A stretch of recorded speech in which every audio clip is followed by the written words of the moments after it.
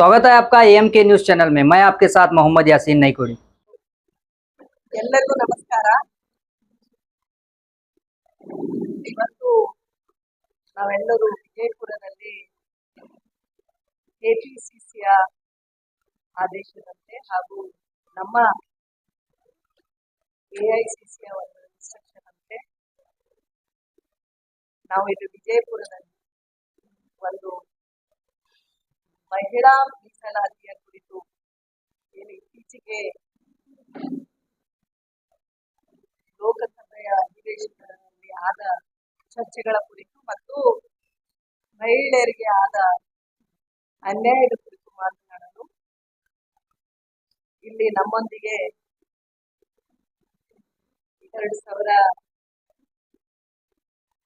2024ರ ಲೋಕಸಭೆಯ ಅಭ್ಯರ್ಥಿಯಾಗಿದ್ದ ಸಂಯುಕ್ತ ಪಾಟೀಲ್ ಅವರು ಇದ್ದಾರೆ. ಕೆಪಿಸಿಸಿಯ ಪ್ರಧಾನ ಕಾರ್ಯದರ್ಶಿ ಸಂಯುಕ್ತ ಪಾಟೀಲ್ ಅವರಿದ್ದಾರೆ. ಉತ್ಸಾನ ಉತ್ಸಾಹ ಅವರಿದ್ದಾರೆ. ಮಹಿಳಾ ಅಧ್ಯಕ್ಷರು ವಿಜಯಪುರ ಜಿಲ್ಲೆಯ ಮಹಿಳಾ ಅಧ್ಯಕ್ಷರು ರಮೀಜಾ ಅವರಿದ್ದಾರೆ ಮತ್ತು ಹಿಂದಿನ ಮಹಿಳಾ ಅಧ್ಯಕ್ಷರು ವಿದ್ಯಾರಾಣಿ ತುಗಳು ಅವರಿದ್ದಾರೆ. ವೈಸ್ ಪ್ರೆಸಿಡೆಂಟ್ ಅವರು ಮಹಿಳಾ ಅಂಕಲ್ಗೆ ಅವರು ಮಹಿಳೆ ಮಾದೇವಿ ಗೋಕಾಕ್ ಅವರು, ನಮ್ಮ ಆರ್ತಿ ಶಹಾಪುರ್ ಅವರು ಪಾಲಿಕೆಯ ಸದಸ್ಯರು, ಏಕೈಕ ಆಕ್ಟಿವ್ ಸದಸ್ಯರಿದ್ದಾರೆ ಹಾಗೂ ಮಹಿಳಾ ಕಾಂಗ್ರೆಸ್ಸಿನ ಬ್ಲಾಕ್ ಅಧ್ಯಕ್ಷರು ಎಲ್ಲ ಇಲ್ಲಿ ಮಹಿಳಾ ಮುಖಂಡರು. ಹೆಚ್ಚಿಗೆ ಜನನ್ನ ಕರೆದಿಲ್ಲ ನಾವು, ಯಾಕಂದ್ರೆ ಇದು ಪ್ರೆಸ್ ಮೀಟ್ ಆಗಿರೋದ್ರಿಂದ ಪ್ರೆಸ್ ಮೀಟ್ ಅಲ್ಲಿ ಇರ್ಲಿ ಅಂತ ಹೇಳಿ ಇದರ ನಮ್ಮ ಮುಖಾಂತರ ಮಹಿಳೆಯರಿಗೆ ಆದ ಮೋಸವನ್ನ ನಾವು ಯಾವ ರೀತಿಯಾಗಿ ಬಿಜೆಪಿ ಸರ್ಕಾರ ಮಾಡಿದೆ ಅನ್ನೋದನ್ನ ನಮಗೆ ತಿಳಿಸಲು ಇಲ್ಲಿ ನಾವೆಲ್ಲರೂ ಸೇರಿದ್ದೀವಿ. ಇಲ್ಲಿ ಸಂಯುಕ್ತ ಪಾಟೀಲ್ ಅವರು ಮಾತಾಡ್ತಾರೆ, ಉತ್ಸಾನ ಅವರು ಮಾತಾಡ್ತಾರೆ. ನಮ್ಗೆಲ್ಲರಿಗೂ ಗೊತ್ತಿದೆ, ಈ ಏನು ಬಿಜೆಪಿ ಸರ್ಕಾರ ಸನ್ಮಾನ್ಯ ಪ್ರಧಾನ ಮಂತ್ರಿ ನರೇಂದ್ರ ಮೋದಿ ಅವರು ಒಂದು ಮಹಿಳಾ ಮೀಸಲಾತಿಯ ಹೆಸರಿನಲ್ಲಿ ಒಂದು ಮೋಸದ ಬಿಲ್ ಅನ್ನ ತರಲು ಪ್ರಯತ್ನ ಮಾಡಿದ್ರು. ಅದು ಮಹಿಳಾ ಮೀಸಲಾತಿ ಬಿಲ್ ಅಲ್ಲ, 3 ವಿಧೇಯಕವನ್ನ ಪಾಸ್ ಮಾಡಲು ಅವರು ತಂದರು. ಒಂದು ಸಂವಿಧಾನದ 131ನೇ ತಿದ್ದುಪಡಿ, ಎರಡನೇದು ಡಿಲಿಮಿಟೇಷನ್ ಅಂದ್ರೆ ಕ್ಷೇತ್ರದ ಮರು ವಿಂಗಡಣೆ, ಮೂರನೇದು the union territories law. So ಈ 3 ಬಿಲ್ ಅನ್ನ ಮಹಿಳಾ ಮೀಸಲಾತಿಯ ಬಿಲ್ಲಿನ ಹೆಸರಿನಲ್ಲಿ ತರುವ ಪ್ರಯತ್ನ ಮಾಡಿ. ನಮ್ಗೆಲ್ಲೋ ಇತಿಹಾಸ ನೋಡಿದ್ರೆ ನಾವೆಲ್ಲರೂ ಮಹಿಳೆಯರು ಬಹಳಷ್ಟು ಆಕ್ಟಿವ್ ಆಗಿ ಮಹಿಳೆಯರಿದ್ದಾರೆ, ಇಲ್ಲಿ ಇಡೀ ದೇಶದಲ್ಲಿ ಇದ್ದಾರೆ. ನಮ್ಮ ಕಾಂಗ್ರೆಸ್ ಸರ್ಕಾರ ಸ್ಥಾಪನೆ ಆದಾಗಲಿಂದ ಮಹಿಳೆಯರಿಗೆ ಮೀಸಲಾತಿ ಕೊಡ್ಬೇಕು ಅಂತ ಹೇಳಿ 33% ಮೀಸಲಾತಿ ಕೊಡ್ಬೇಕು ಅಂತ ಹಲವಾರು ಬಾರಿ ಸಂಸತ್ತಿನಲ್ಲಿ ಕೂಗು ಹೇಳಿದಾಗ ಇದೇ ಬಿಜೆಪಿ ಪಕ್ಷದವರು ವಿರೋಧ ಮಾಡಿದ್ರು.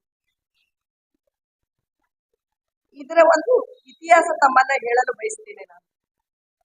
ಈ ಕ್ಷೇತ್ರ ಮರು ವಿಂಗಡಣೆ ಹೇಗೂ ಆಯ್ತಂದ್ರೆ, ಸಂವಿಧಾನದ 42ನೇ ತಿದ್ದುಪಡಿಯಲ್ಲಿ 1971ನೇ ಜನಸಂಖ್ಯೆಯ ಗಣತಿಯ ಆಧಾರದ ಮೇಲೆ ಒಂದು ಕ್ಷೇತ್ರಗಳ ಏನು ಲೋಕಸಭೆಯಲ್ಲಿ ಸೀಟ್ಗಳಿದಾವಲ್ಲ ಆ ಕ್ಷೇತ್ರಗಳ ವಿಂಗಡಣೆ ಮಾಡಲಾಯಿತು. ಅಲ್ಲಿ ಏನು ಅವರು ಹೇಳಿದ್ರು ಅಂದ್ರೆ, ಈ ಇತಿಹಾಸ ಯಾಕೆ ಹೇಳ್ತೇನಂದ್ರೆ 1971ರ ಗಣತಿಯ ಪ್ರಕಾರ ಈಗಿನ 543 ಕ್ಷೇತ್ರಗಳು ವಿಂಗಡಣೆ ಆದ. ಅಲ್ಲಿ ಈ 42ನೇ ವಿಧೇಯಕದಲ್ಲಿ ಏನ್ ಹೇಳಿದ್ರು ಅಂದ್ರೆ 2001ರವರೆಗೆ ಈ ವಿಧೇಯಕವನ್ನ ಮುಂದೆ 15 ವರ್ಷ ಚೇಂಜ್ ಮಾಡಬಾರ್ದು, 2001ರ ಗಣತಿವರೆಗೂ ಚೇಂಜ್ ಮಾಡಬಾರ್ದು. ತದನಂತರ ಯಾಕಂದ್ರೆ 1971ರ ಜನಗಣತಿಯ ಪ್ರಕಾರ 42ನೇ ತಿದ್ದುಪಡಿಯಾಗಿದ್ದು 1976ರಲ್ಲಿ. ಈ 2001ರಲ್ಲಿ ಜನಗಣತಿಯ ಆಧಾರದ ಮೇಲೆ 84ನೇ ತಿದ್ದುಪಡಿಯಲ್ಲಿ ಏನಂದ್ರೆ 2026ರಲ್ಲಿ 2021ರ ಏನು ಜನಗಣತಿಯ ಆಧಾರದ ಮೇಲೆ ಈ ಕ್ಷೇತ್ರವನ್ನ ಮತ್ತೆ ಜನಗಣತಿಯ ಮಾಡಿ ವಿಂಗಡಣೆ ಮಾಡಲಾಗುವುದು ಅಂತ ಆವಾಗ 2001ರ ಮೇಲೆ 84ನೇ ತಿದ್ದುಪಡಿಯಲ್ಲಿ ಹೇಳಿದ್ರು. 84ನೇ ತಿದ್ದುಪಡಿ ಆದ ಮೇಲೆ ಎಲ್ಲರಿಗೂ ಗೊತ್ತಿತ್ತು 2026ರಲ್ಲಿ ಕ್ಷೇತ್ರಗಳು ಮರು ವಿಂಗಡಣೆ ಆಗ್ಬೇಕು ಅಂತ ಹೇಳಿ. 2014ರಲ್ಲಿ ಮಾನ್ಯ ಪ್ರಧಾನಮಂತ್ರಿಯವರು ತಾವು ಪ್ರಧಾನಮಂತ್ರಿಯವರ ಆದ್ಮೇಲೆ 26ರಲ್ಲಿ 21ರ ಆಧಾರದ ಮೇಲೆ ಕ್ಷೇತ್ರಗಳು ಮರು ವಿಂಗಡಣೆ ಆಗ್ಬೇಕು ಅಂತ ಗೊತ್ತಿತ್ತು. ಇಷ್ಟೆಲ್ಲ ಆದ್ರೂ ಈ ಮಹಿಳಾ ಮೀಸಲಾತಿ, ಯಾಕಂದ್ರೆ ಇಲ್ಲಿ ಎರಡು ವಿಷಯಗಳಿದಾವೆ. ಒಂದು ಕ್ಷೇತ್ರ ಮರು ವಿಂಗಡಣೆ ಮತ್ತು ಎರಡನೇದು ಮಹಿಳಾ ಮೀಸಲಾತಿ. ಮಹಿಳಾ ಮೀಸಲಾತಿ ವಿಧೇಯಕ ಇದಕ್ಕೂ ಬೇರೆನೇ ಇದೆ.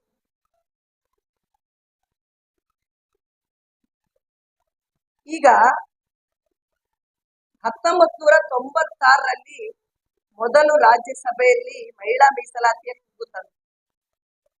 ಅದಾದ ಮೇಲೆ ಹಲವಾರು ಬಾರಿ UPA ಸರ್ಕಾರವಿದ್ದಾಗ ಮಹಿಳಾ ಮೀಸಲಾತಿ ಮಾಡ್ಬೇಕು, 33% ಮಾಡ್ಬೇಕು ಅಂತ ಹೇಳಿ ಹಲವಾರು ಬಾರಿ ತಂದರೂ ಕೂಡ ಇದೇ ಬಿಜೆಪಿಯ ಪಕ್ಷಗಳು ವಿರೋಧ ಮಾಡಿವೆ.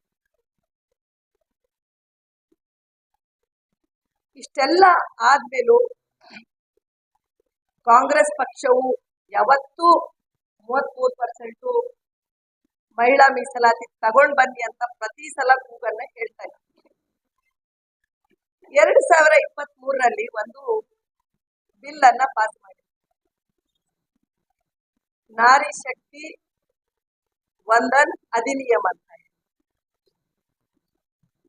2023ರ ಆ ಏನು 33% ಮಹಿಳೆಯರು ಮೀಸಲಾತಿ ಕೊಡೋದನ್ನ ಸರ್ವಮತದಿಂದ ಎಲ್ಲಾ ಪಕ್ಷಗಳು ಒಪ್ಪಿದ್ರು. ಅಲ್ಲಿ ಏನು ಇತ್ಯರ್ಥ ಆಗಿತ್ತು ಅಂದ್ರೆ ಜನಸಂಖ್ಯೆಯ ಆಧಾರದ ಮೇಲೆ ಸೆನ್ಸೆಕ್ಸ್ ಆಗ್ಬೇಕು. 2011 ಆದ್ಮೇಲೆ 2021ರಲ್ಲಿ ಆಗಿಲ್ಲ, ಕರೋನಾ ಸಮಯ ಇರೋದ್ರಿಂದ ಹೊರತಾಗಿ ಅದನ್ನ ಜನಗಣತಿ ಆಗ್ಬೇಕು. ಜನಗಣತಿ ಆದ ಮೇಲೆ ಜನಗಣತಿಯ ಪ್ರಕಾರ 1/3 ಅನ್ನ ಮಹಿಳೆಯರಿಗೆ ಮೀಸಲಾಗಿತ್ತು. ಅದರಲ್ಲೂ SC ST ಅವರ ಮಹಿಳೆಯರನ್ನ ಕೂಡ ಮೀಸಲಾಗಿತ್ತು.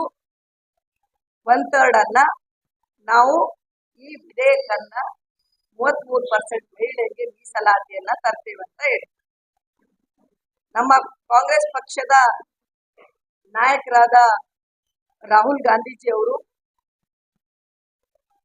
AICC ಅಧ್ಯಕ್ಷರಾದ ಮಲ್ಲಿಕಾರ್ಜುನ್ ಖರ್ಗೆ ಸಾಹೇಬರು ಹಾಗೂ ಲೋಕಸಭಾ ಸದಸ್ಯರು ಆದ ನಾಯಕಿಯಾದ ಪ್ರಿಯಾಂಕಾ ಗಾಂಧಿ ಅವರು ಒಂದು ಅಲ್ಪಸಂಖ್ಯಾತ ಹಿಂದುಳಿದ SC ST ಪರಿಶಿಷ್ಟ ಜಾತಿ ಮತ್ತು ಪರಿಶಿಷ್ಟ ಪಂಗಡ ಎಲ್ಲರಿಗೂ ಅದರಲ್ಲಿ ಮೀಸಲಾತಿ ಇಟ್ಟು ಜನಸಂಖ್ಯೆಗೆ ಅನುಗುಣವಾಗಿ ಜನಗಣತಿಯ ನಂತರ ಅದನ್ನ ರಿಸರ್ವೇಶನ್ ಅನ್ನ ತರಬೇಕು ಅಂತ ಕೂಗನ್ನ ಹೇಳಿದ್ರು, ಅದಕ್ಕೆ ಒಪ್ಪಿದ್ದು. 2023ರಿಂದ 2026 3 ವರ್ಷ ಆಯ್ತು. ಯಾವುದೇ ಒಂದು ಜನಗಣತಿಯ ಪ್ರಾಸೆಸ್ ಅನ್ನ ಮಾಡದೆ all of sudden south India, ದಕ್ಷಿಣ ಭಾರತದಲ್ಲಿ ಚುನಾವಣೆ ಸಮಯದಲ್ಲಿ, ಪಶ್ಚಿಮ ಬಂಗಾಳದಲ್ಲಿ ನಡೀತಿರೋ ಚುನಾವಣೆ ಸಮಯದಲ್ಲಿ ಈ ವಿಧೇಯಕನ ಸಡನ್ ಆಗಿ ನಾವು 33% ಮಹಿಳೆಯರಿಗೆ ಮೀಸಲಾತಿಯನ್ನು ಕೊಡ್ತೇವಂತ ಹೇಳಿ, ಅದು ಮಹಿಳೆ ಮೀಸಲಾತಿ ಅಲ್ಲ, ಅದು ಡಿಲಿಮಿಟೇಷನ್ ಮೀಸಲಾತಿ. ಯಾವ ಆಧಾರದ ಮೇಲೆ ಕೊಡ್ತೀರಾ ಅಂದಾಗ 2011ರ ಆಧಾರದ ಮೇಲೆ, ಜನಗಣತಿಯ ಆಧಾರದ ಮೇಲೆ ಈ ಮೀಸಲಾತಿ ಕೊಡ್ತೀವಂತ ಹೇಳಿ. ನಮ್ಮ ಎಲ್ಲ ಪ್ರತಿಪಕ್ಷಗಳು, ಅದರಲ್ಲೂ ನಮ್ಮ ಕಾಂಗ್ರೆಸ್ ಪಕ್ಷ ಇದನ್ನ ವಿರೋಧ ಮಾಡಿ, ನೀವು 1971ರಿಂದ ಈವರೆಗೂ ನೋಡಿದ್ರೆ ಈ ಜನಗಣತಿ ಆದ್ಮೇಲೆ ದ ನಂಬರ್ ಆಫ್ ಜನಸಂಖ್ಯೆ ಏರಿಕೆ ಇರುತ್ತಲ್ಲ, ಉತ್ತರ ಭಾರತದಲ್ಲಿ ಜಾಸ್ತಿ ಆಗಿದೆ. ದಕ್ಷಿಣ ಭಾರತದಲ್ಲಿ ನೋಡಿದ್ರೆ ಜನಸಂಖ್ಯೆ ಏರಿಕೆ ಕಡಿಮೆ ಆಗಿದೆ.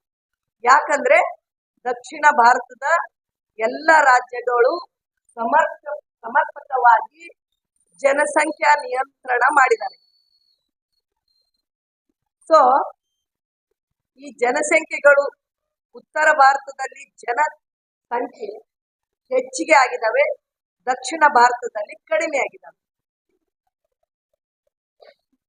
ಅವರು ಸಡನ್ ಆಗಿ 2011ರ ಸೆನ್ಸೆಕ್ಸ್ ತಗೊಂಡಾಗ 850 ನಾವು ಸೀಟ್ಗಳನ್ನ ಹೆಚ್ಚಿಗೆ ಮಾಡ್ತೀವಂತ ಹೇಳಿದ್ರು. ಅದರಲ್ಲಿ 815 ಲೋಕಸಭೆಯಲ್ಲಿ ಎಲ್ಲ ಸ್ಟೇಟ್ಗಳಿಗೆ ಮತ್ತು 35 ಎಲ್ಲ ಯೂನಿಯನ್ ಟೆರಿಟರಿ ಸೇರಿ 850 ಸೀಟ್ಗಳನ್ನ ಜಾಸ್ತಿ ಮಾಡ್ತೀವಂತ ಹೇಳಿ. ನಮ್ಮ ಪಕ್ಷದ ನಾಯಕರು ಹಾಗೂ ಎಲ್ಲಾ ಪಕ್ಷದವರು ಒಂದೇ ಹೇಳೋದಂದ್ರೆ, ನೀವು ಈ ಒಂದು 3 ವರ್ಷದಲ್ಲಿ 2023ರಲ್ಲಿ ಆಗಿತ್ತು ಈ ಬಿಲ್ ಪಾಸ್, 33% ತರಬೇಕು ಅಂತ ಹೇಳಿ. ನೆಕ್ಸ್ಟ್ ಲೋಕಸಭಾದಲ್ಲಿ ನಾವು 33% ತರ್ತೀವಂತ.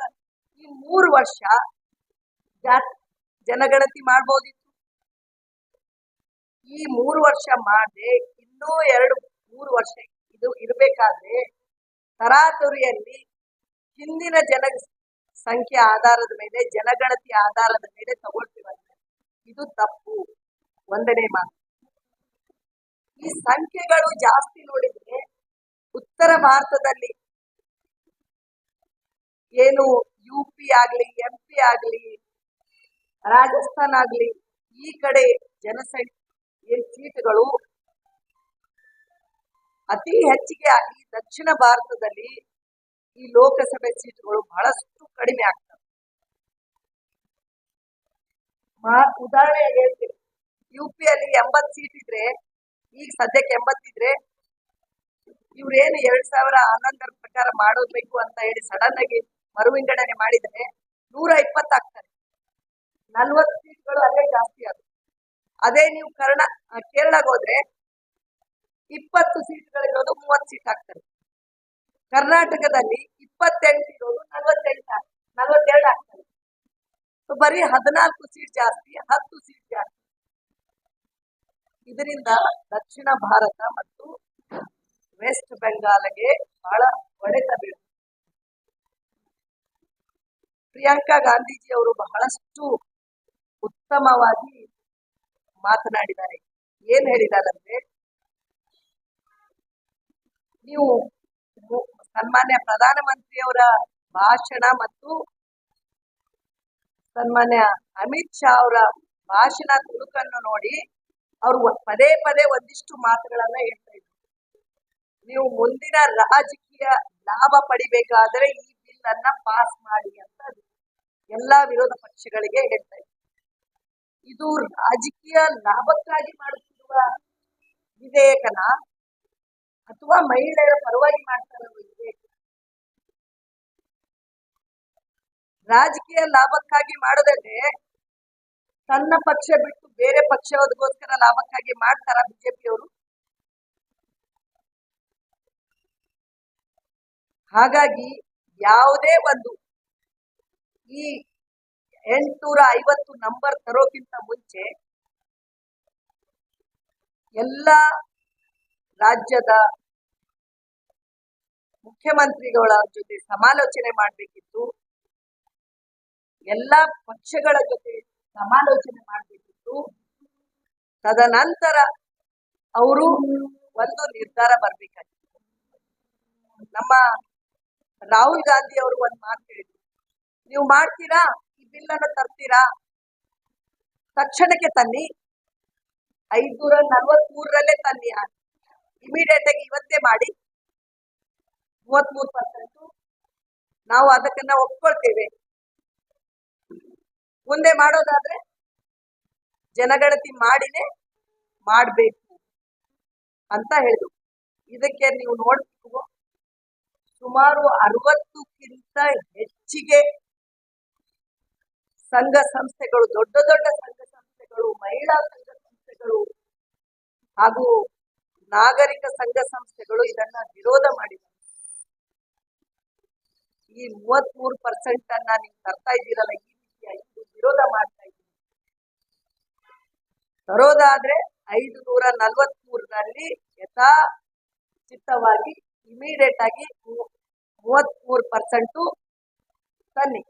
ರಾಜೀವ್ ಗಾಂಧಿ ಅವರು ಆ ಸಮಯದಲ್ಲಿ ಗ್ರಾಮ ಪಂಚಾಯತಿಯಲ್ಲಿ, ತಾಲೂಕ್ ಪಂಚಾಯತಿಯಲ್ಲಿ 33% ಕೊಟ್ಟು, ಈಗ ನಮ್ಮ ರಾಜ್ಯಗಳಲ್ಲಿ 50% ಮಹಿಳೆಯರಿಗೆ ಪಂಚಾಯತಿ ವ್ಯವಸ್ಥೆಯಲ್ಲಿ ನಾವು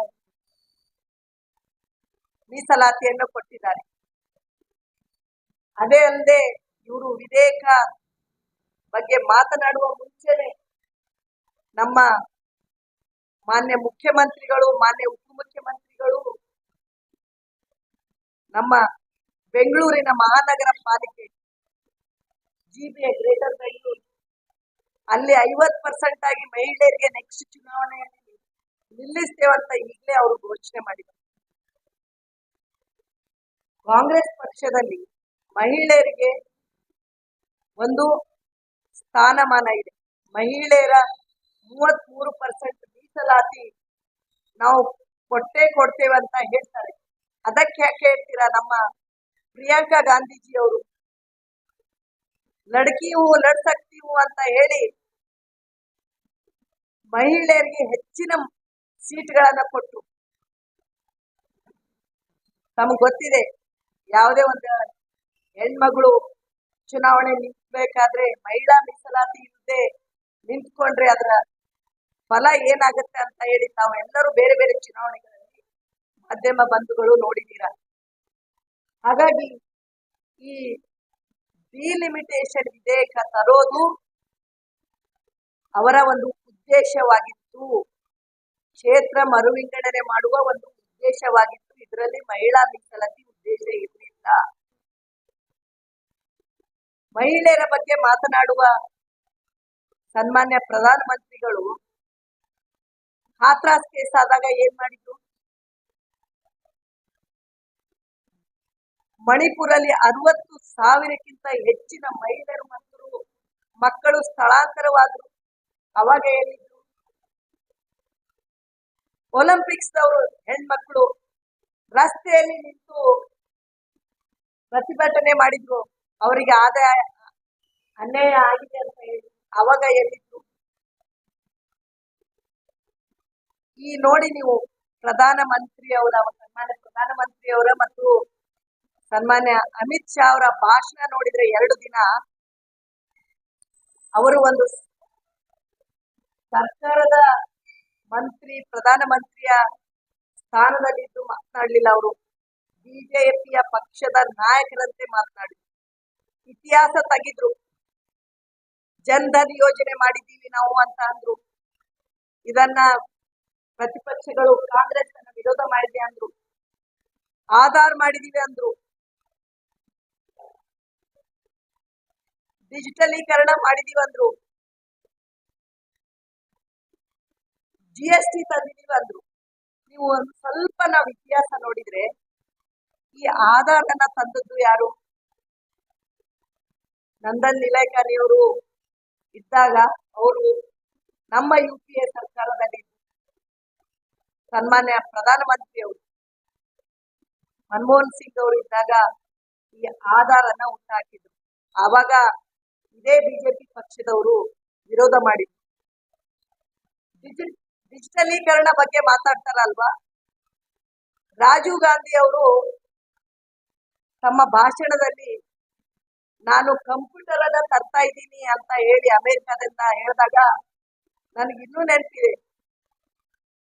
ಆವಾಗಿನ ವಾಜಪೇಯಿ ಅವರು ಪ್ರಧಾನಮಂತ್ರಿ ಅವರು ನಮ್ಮ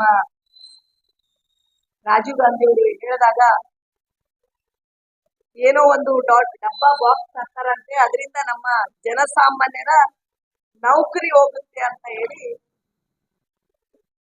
ಹೇಳ್ತಾ ಇದ್ರು. ಇದಕ್ಕೆ ಯಾರು ಪಾಯ ಹಾಕಿದ್ದು? ಇನ್ನು ಜನ್ಧನ್ ತಂದಿದ್ದೀವಿ ಅಂದಾಗ ಇಂದಿರಾ ಗಾಂಧೀಜಿ ಅವರು ಬ್ಯಾಂಕ್ ಅನ್ನ ರಾಷ್ಟ್ರೀಕರಣ ಮಾಡಿ ಸಾಮಾನ್ಯ ಜನಸಂಖ್ಯೆ ಮಹಿಳೆಯರು ಬ್ಯಾಂಕಿನಲ್ಲಿ, ಬಡವರು ಬ್ಯಾಂಕಿನಲ್ಲಿ ತಮ್ಮ ಹಣವನ್ನಿಟ್ಟು ವಹಿವಾಟ ಮಾಡುವುದನ್ನ ಹೇಳಿಕೊಟ್ಟವರು. ಹಾಗಾಗಿ ಈ ವಿಧೇಯಕವನ್ನು ಸರ್ವಮತದಿಂದ, ಇದು ವಿಧೇಯಕ ಅಲ್ಲ, ಇದು ಮೋಸದ ಪರವಾಗಿದ್ದ ಒಂದು ಬಿಲ್ ಅನ್ನ ಪ್ರತಿಪಕ್ಷ, ಅದರಲ್ಲೂ ಕಾಂಗ್ರೆಸ್ ಪಕ್ಷದ ಎಲ್ಲರೂ ನಾಯಕರು ಇದನ್ನ ತಕ್ಕ ಉತ್ತರ ಕೊಟ್ಟು ಈ ಬಿಲ್ಲಕ್ಕೆ ಒಂದು ವಿರೋಧವನ್ನ ಮಾಡಿದ್ದೀವಿ. ಅದು ಮಹಿಳಾ ಮೀಸಲಾತಿ ಬಿಲ್ ಅಲ್ಲ ಅಂತ ನಾನು ಪದೇ ಪದೇ ಒತ್ತು ಕೊಟ್ಟು ಹೇಳ್ತೇನೆ. ನಾವು